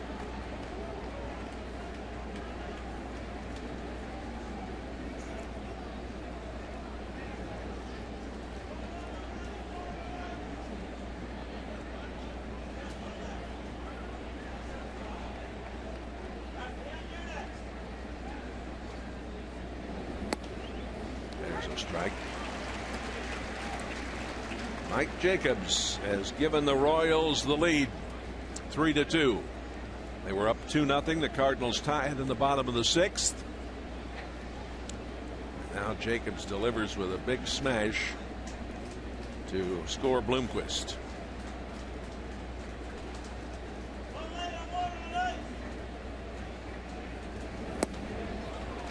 Two and two. One thing about Tony La Russa is he really knows his personnel, and he is not going to always go by the book. He's going to go by his own book. And little bits and pieces of information that he has. A couple of uncharacteristic things for him, though, letting Piñeiro hit. It worked out. He had a base hit, tied the score. Now he's leaving him in against a left-hander with a left-hander loose in the bullpen, and he changed his mind and decided to let Joel pitch to him. Full count. And typically he would get him out in that situation. I think Tony just wants to reward the great effort of Joel Piñeiro and give him a chance to be the winning pitcher in this game. Tony was talking this morning on his radio show about the fact that he goes by his gut feeling more often than people realize. Well, he's a combination to me. He's certainly a brain guy with a lot of notes and a lot of details, but he's also a heart guy and a feeling guy, and he's been around the game long enough that you have to do that every once in a while. You just have this feeling, you know, this is a key at bat in this game, and there's no piece of paper, there's no computer program that's going to tell me that maybe this isn't a big problem. I mean, I know, I just know it, and so you make the decision and you live with it. Jacobs out there at second, Crisp at first. Hewlett now at second. He came in to run for Jacobs. A couple of right-handers for the Cardinals now. Boyer and Mott getting loose.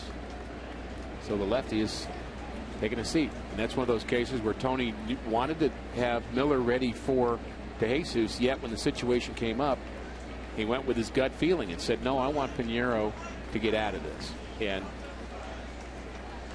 when you're the guy making that decision, it's a lonely place, and you have to just answer to yourself, Jay, ultimately. It's not a democracy. Here we go again. The shortstop, Barton, in time. Nice play. Kansas City retakes the lead, 3-2.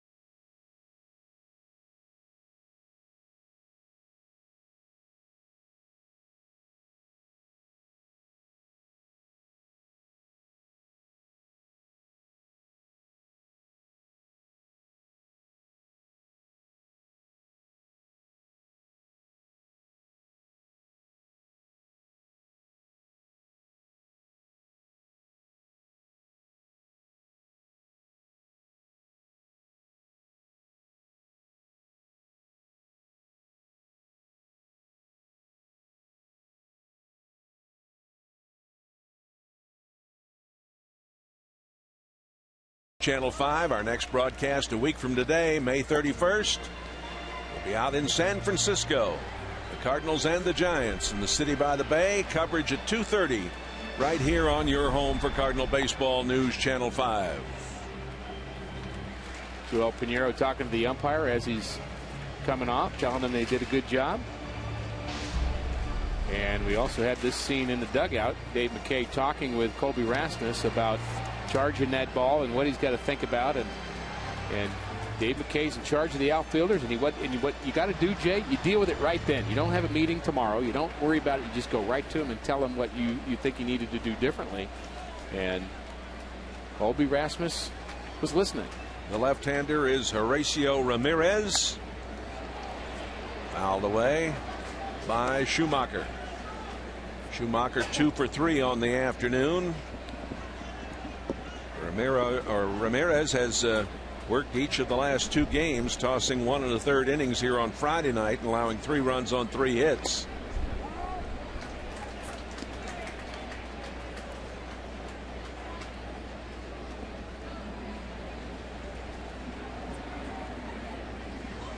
One ball and 1 strike.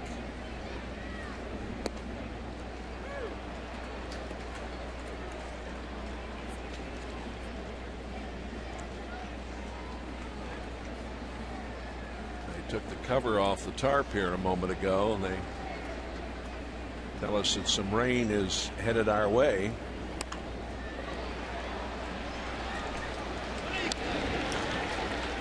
It kind of feels that way, Jay. It's dropped about 3.5 degrees, I would say. In my personal thermometer, that's what it feels like. Second baseman throwing out Schumacher. And now here's Rasmus, who was grounded out twice and sacrificed.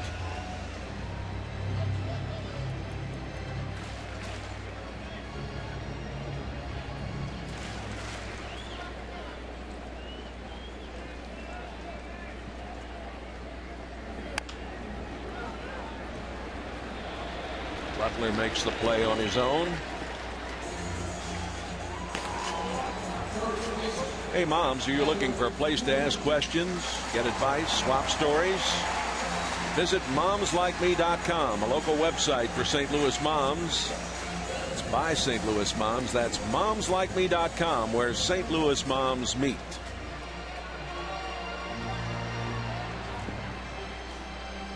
Horacio Ramirez out there on the mound. They're letting him pitch to Albert Pujols because there's 2 left-handers after Albert.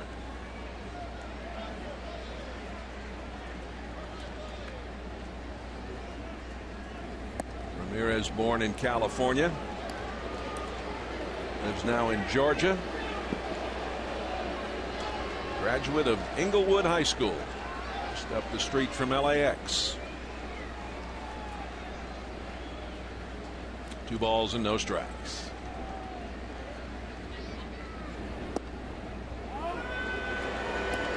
Three and 0, and the boos grow louder.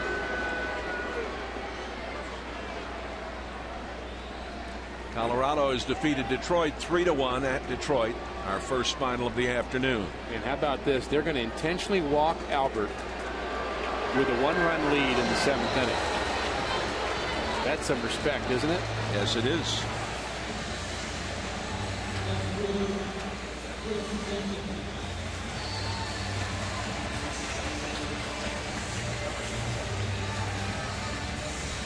Chris Duncan will have the opportunity. Singled back in the first. He's grounded out in the 3rd and the 6th. If you're just joining us, Kansas City leads 3-2. We're in the bottom of the 7th. So Chris Duncan, get mad at that. Don't let him do it. Make him pay. You don't have to take it personally necessarily, but what you've got to be able to do is make them think twice about doing that in the future.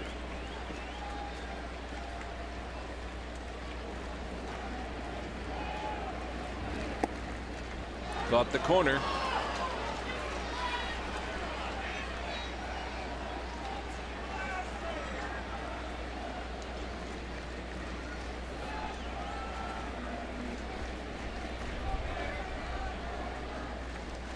Wind beginning to pick up a little bit. Skies darkening off to our right, to the south. That's out of play.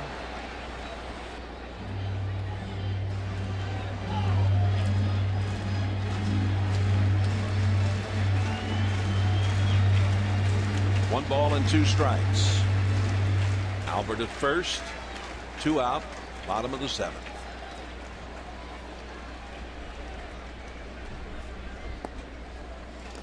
2-2. One of the things we've seen from Chris Duncan from last year is that he's hit left-handers better. But lately he's just really struggled, gotten a little bit more defensive again in his approach. And a couple of hits in a row might change that. Fouled away. You always look defensive, Jay, when you don't feel good at the plate. You just feel like you're lost a little bit. And when Chris Duncan's lost, it's kind of obvious. But when he's right, he is just such a potent bat in the middle of that Cardinal lineup. They really need him to get back after it. Ramirez has been on the DL 5 times in his career. He was originally drafted by Atlanta. That's foul back. Spent some time with Seattle. We've seen Brendan Ryan 3 or 4 times in the dugout throughout this game, and every single time he's had a bat in his hand. I wonder if he takes that home with him. Takes it to the grocery store. I doubt if he takes it to the grocery store, but he might. You never know. That's what Hub Kittle used to say to pitchers. He'd say you should always have a baseball in your hand. And he used to say you need to love that baseball. That baseball is your friend. You need to get to know that baseball. Every place you go, have that baseball in your hand. Another 2-2 pitch coming. Gets away, and Albert will go to second. Tying run at second base, and a full count to Duncan. The 2-2 pitch in the dirt, and tried to backhand it instead of keeping it and blocking it in front of him. Last time he did that, he took one off the throat. Maybe he was thinking twice about doing that again. Not a very good effort by Olivo. But again, you take one off the throat, maybe that makes you think twice about sticking your face down there. This could be Gall's time. This could be a key hit right here, Jay.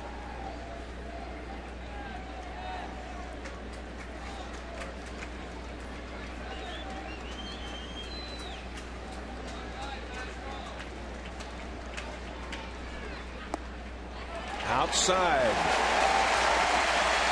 Second walk by Ramirez. First and second for Rick Ankiel, who doubled and scored in the 6th. Ankiel returning to play today. Khalil Green not been up or out of the dugout today, but Tyler Green, of course, sent down to Memphis. And now they're going to have another pitcher. John Bale is coming in for the Royals. And with this call to the bullpen, we'll take time out.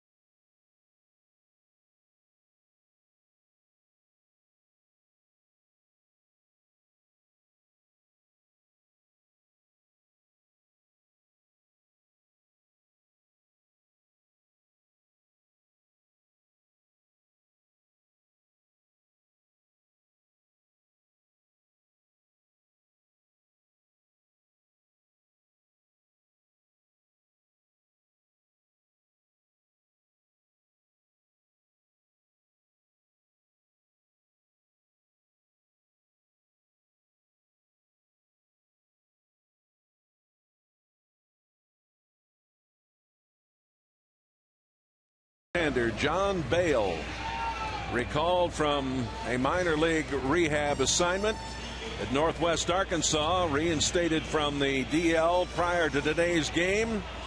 He'd made 6 relief appearances for the Naturals. Was on the disabled list since the end of spring training. Well, he's thrown into the fray here. The grounds crew visiting with the plate umpire, Todd Titchener, about the weather forecast. And here we go. Ankiel standing in against Bale. Crowd likes this moment, Jay. Special affinity for Ricky Ankiel in this city.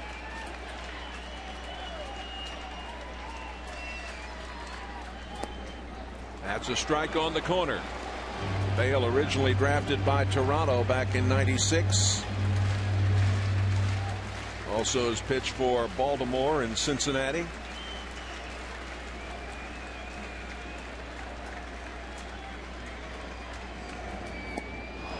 Off-speed pitch got him way out in front, 0-2. Cardinals drafted him out of high school, but he did not sign. He went to college, and somewhere along the line he learned a pretty nasty little slider. Trevor Miller-like coming down from 3/4. He's 35 years old now, is Bale. And Ankiel just couldn't handle that stuff. The strikeout. Birdstrand 2. 3-2 Kansas City.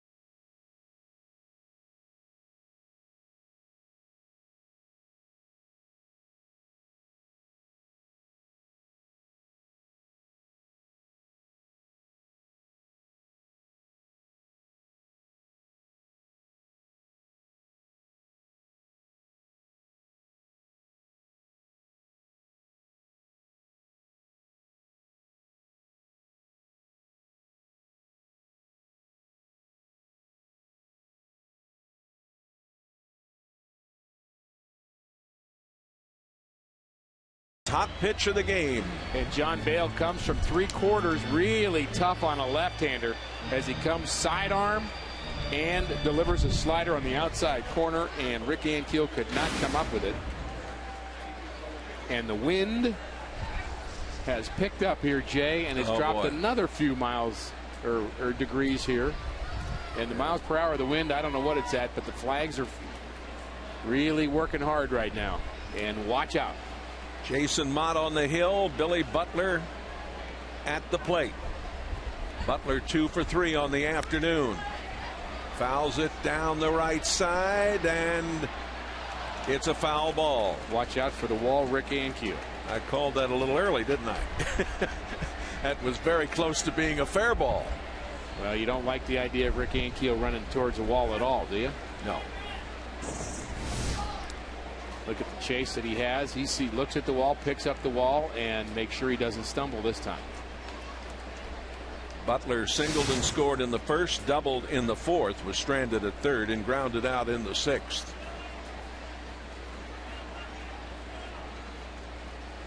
The wind coming out of the southeast and really beginning to rip across the field. That gets away.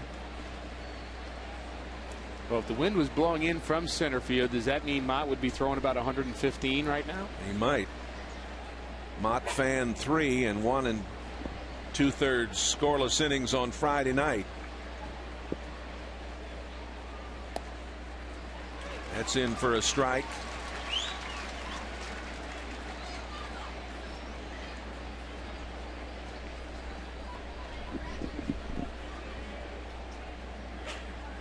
He's retired the first batter he has faced 15 out of 20 times. A little high, 2-2. Another final. The Washington Nationals defeat Baltimore in the Beltway series today, 8-5, Washington.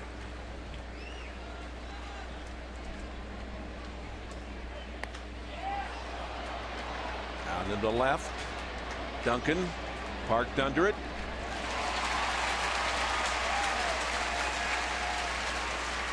Butler's had a pretty good day with the bat in his hand. Yes, a couple he has. of hits. He hit the ball hard. Hit that ball very hard as well. Jose Guillen doubled and picked up the RBI in the first. Fly deep to center field in the fourth and grounded out in the sixth. Well, the Royals bullpen, Jay, still has 6 very tough outs to get. Even though the Cardinals trail here, still have a pretty good feeling about this game. You know they're going to have a chance to always have a tying run at the plate as long as Mott can keep the Royals down, and he certainly put Jose Guillen down right there. At Yankee Stadium, the new Yankee Stadium, Philadelphia and the Yankees 3-3 in the 10th inning.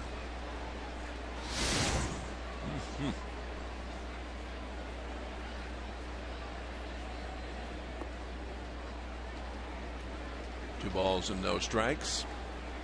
And there's a real good chance we'll see Albert batting in the bottom of the ninth one more time.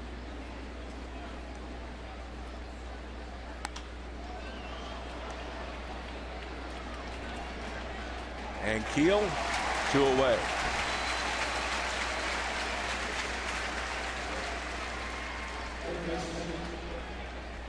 Mark Teahen has flied to left, struck out and grounded out this afternoon.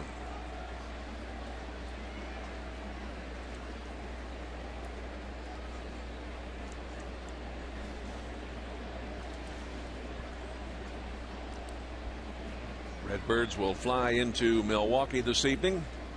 Day game tomorrow. Night game on Tuesday and another day game on Wednesday, and then a day off in San Francisco on Thursday. And Friday, Saturday, and Sunday action against the Giants. We'll be with you next Sunday from the city by the bay. A sellout crowd of 44,213. Standing room only here.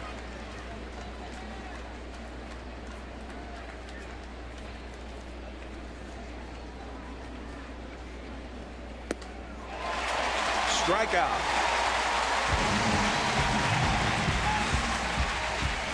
Molina will lead off when we come back.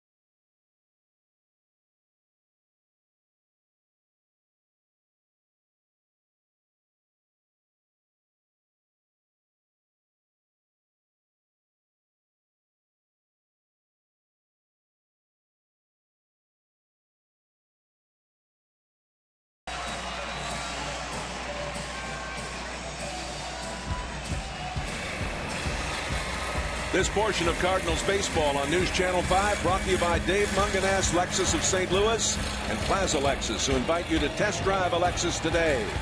By Amco Transmissions, and a whole lot more. And by Ameren UE. We listen, we respond, we deliver. Molina takes a strike on the corner. Yadier has flied to center, struck out, singled, picked up an RBI, and scored in the 6th. Cardinals tied the game in the bottom of the 6th. 2 runs on 3 hits. Kansas City came back with 1 in the 7th. They lead it 3-2. On the ground down to first. Butler makes the play.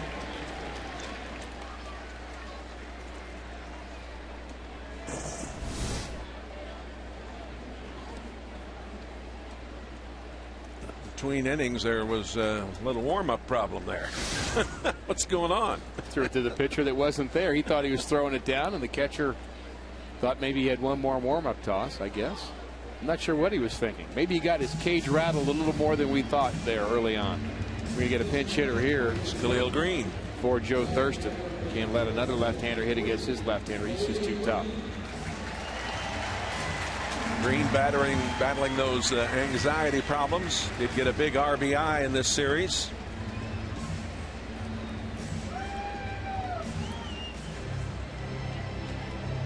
He's had a couple of big at-bats. One sacrifice fly as well as an RBI base hit.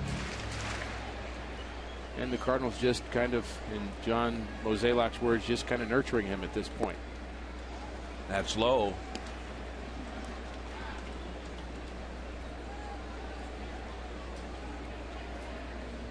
Stavanoa comes out on deck. Into the seats in right. Stavanoa's played very well since getting the call from Memphis. And he's had the timely hits. It was one of our keys to the game, was the Cardinals having timely hits. They've had a couple, but they need a few more. Another one out of play. But Stavanoa's done just that.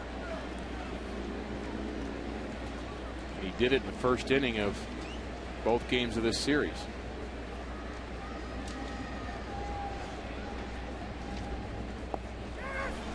He held up, but they say he went around. That's a strikeout. Immediately following today's telecast, stay tuned for the postgame show. Cardinal highlights from today's action, chatter about the game. News Channel 5, your home for the St. Louis Cardinals.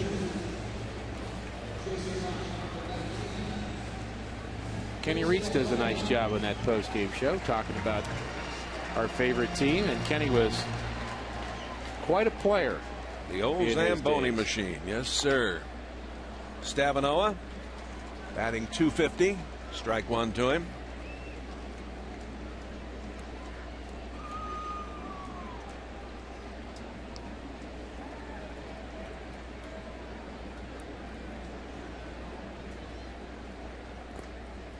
That's inside.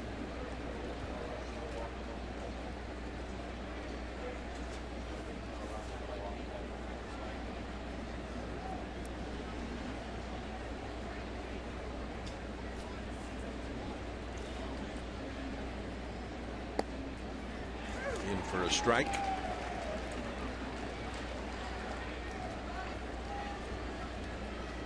When you have a chance to have 2 pinch hitters back to back, you like to have the guy who's more the on base guy first, and the guy with a little power hitting behind him, just in case you can get a 2-run homer. And the Cardinals get neither one. Not much power there as Stavanoa grounds out. Through 8 innings, the Royals 3, the Cardinals 2.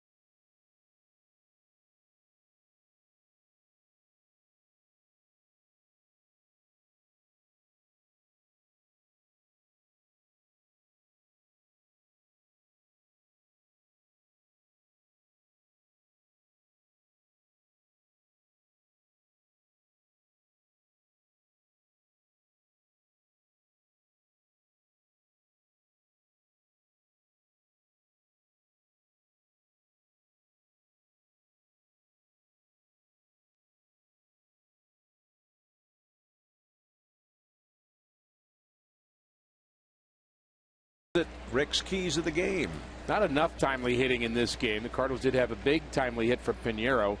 Bannister about a push, and the defense has not been bad. No errors in this game, Jay, but a couple of balls, maybe a ball that should have been caught by Duncan, and then Colby Rasmus hanging back on a ground ball to center. Not errors, but not A-plus defense. And the Cardinals trail by a run. Alberto Carrasco was grounded out twice and flied to center field. 1 ball and 1 strike. Kyle McClellan on the hill. Into right. Ranging back, and Keel on the track. This ball carried rather far the way the wind's blowing. The announcer's apparel that we wear here on these games, provided by Ad Creations. Miguel Olivo, he grounded out in the second, got a ground rule double on a key play in the 5th, and then later scored and struck out in the 7th. Kyle McClellan is the poster boy on why spring training doesn't matter that much. He had such a bad spring training. I mean, it does matter, but if you've got kind of the fortitude and the ability to get over that mentally, you can turn your whole year around, because he was really awful in spring training. Couldn't throw strikes. Now he's painting left and right, in and out. Breaking ball's good, and he's the same guy we saw last year come out of nowhere in the Cardinal bullpen. But I mean, he really did not make this team. Oh, he no. did not make the team. But Tony La Russa just had that sense of, what he did last year earned the spot. On the flip side, Khalil Green looked brilliant in spring training. That's exactly right. Hasn't worked out. That's exactly right. And Green in at shortstop.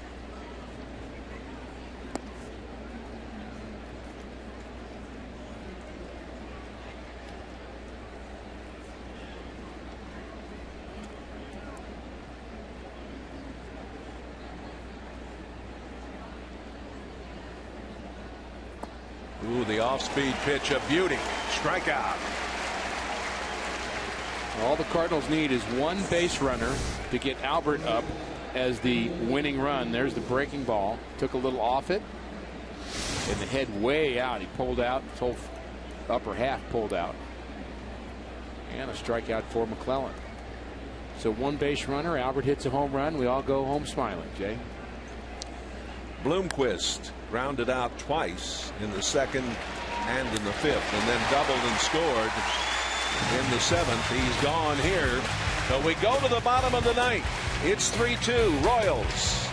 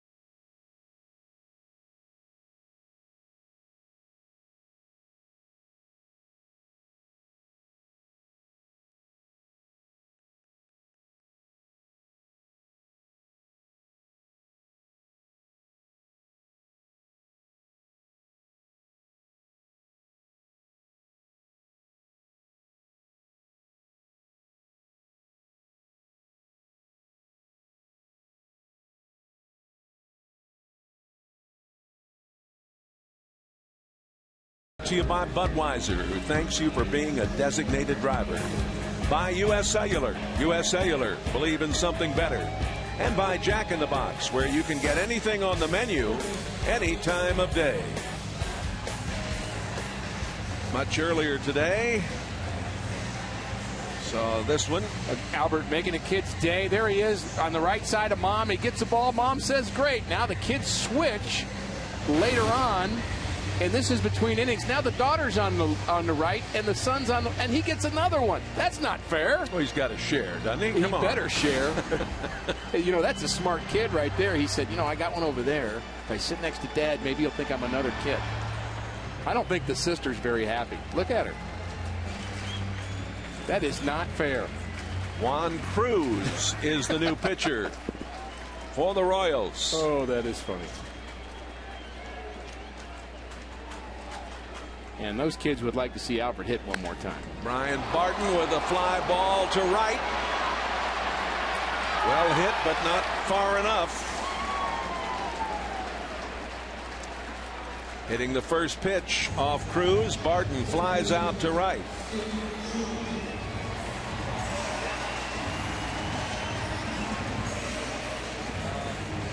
Cruz joining the Royals after spending the last 3 seasons in Arizona.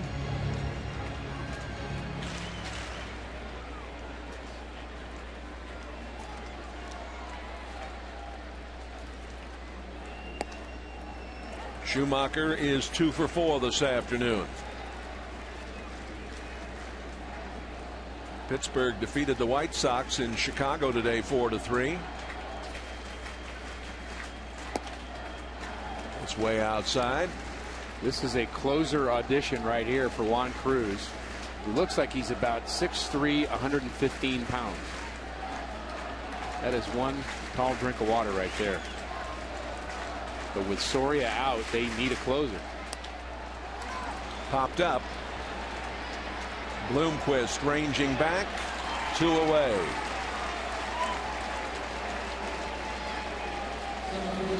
Time for our Budweiser Great Player of the Game. And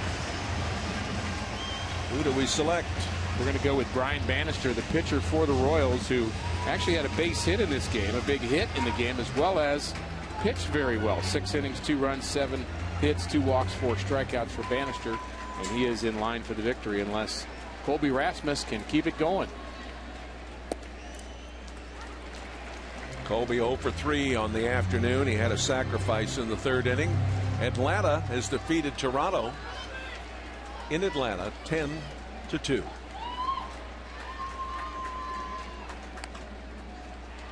not want to lose a game with Albert on deck, especially a close game. Colby has really been struggling at the plate.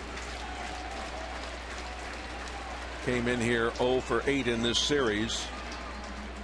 Now 0 for 11. That's outside. 1 ball and 2 strikes.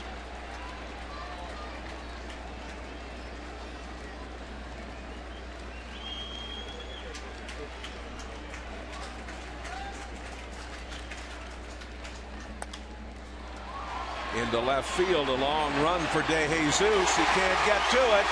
It's up into the stands, and it's a double. Ground rule double.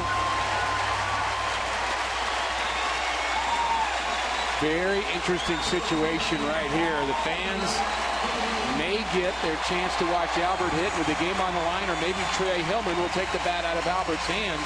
First base open. Do you walk the go-ahead run and put him on first base and make Chris Duncan beat you? Well, let's see what the 2nd-year manager of the Royals, Mr. Hillman, does. I'd be very tempted. I would be very tempted to walk Albert.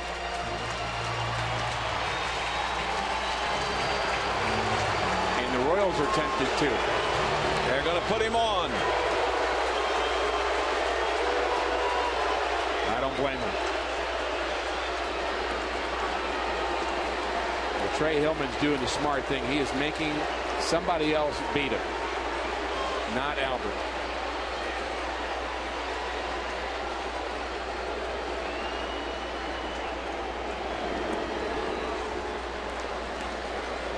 His sellout crowd standing here at the stadium.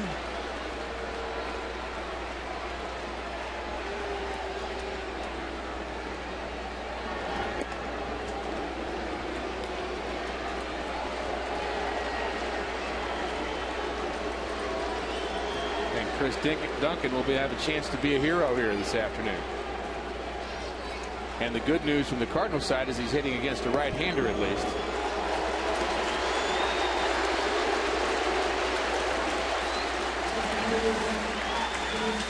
Rasmus at second with the tying run. Pujols at first with the winning run. Bottom of the ninth. Hits are even at 8 apiece. It's been an errorless game. Duncan singled in the first. He grounded out in the third and in the sixth, and walked in the seventh. The timely hitting is one of the keys to this being a Cardinal victory today. And here's where they've got to get their timely hit. One more chance at that. They've left 9 runners on. You don't want to make it 11. You've got an inexperienced closer in Cruz. Listen to this crowd, boy. High for a ball.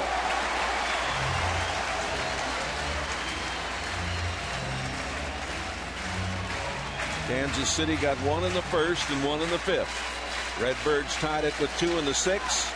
Kansas City got the lead back in the seventh. 3-2.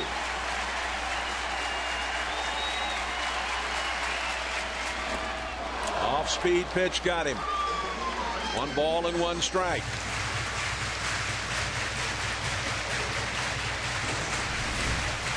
Off-speed pitch, curveball. Duncan out front. Actually a slider.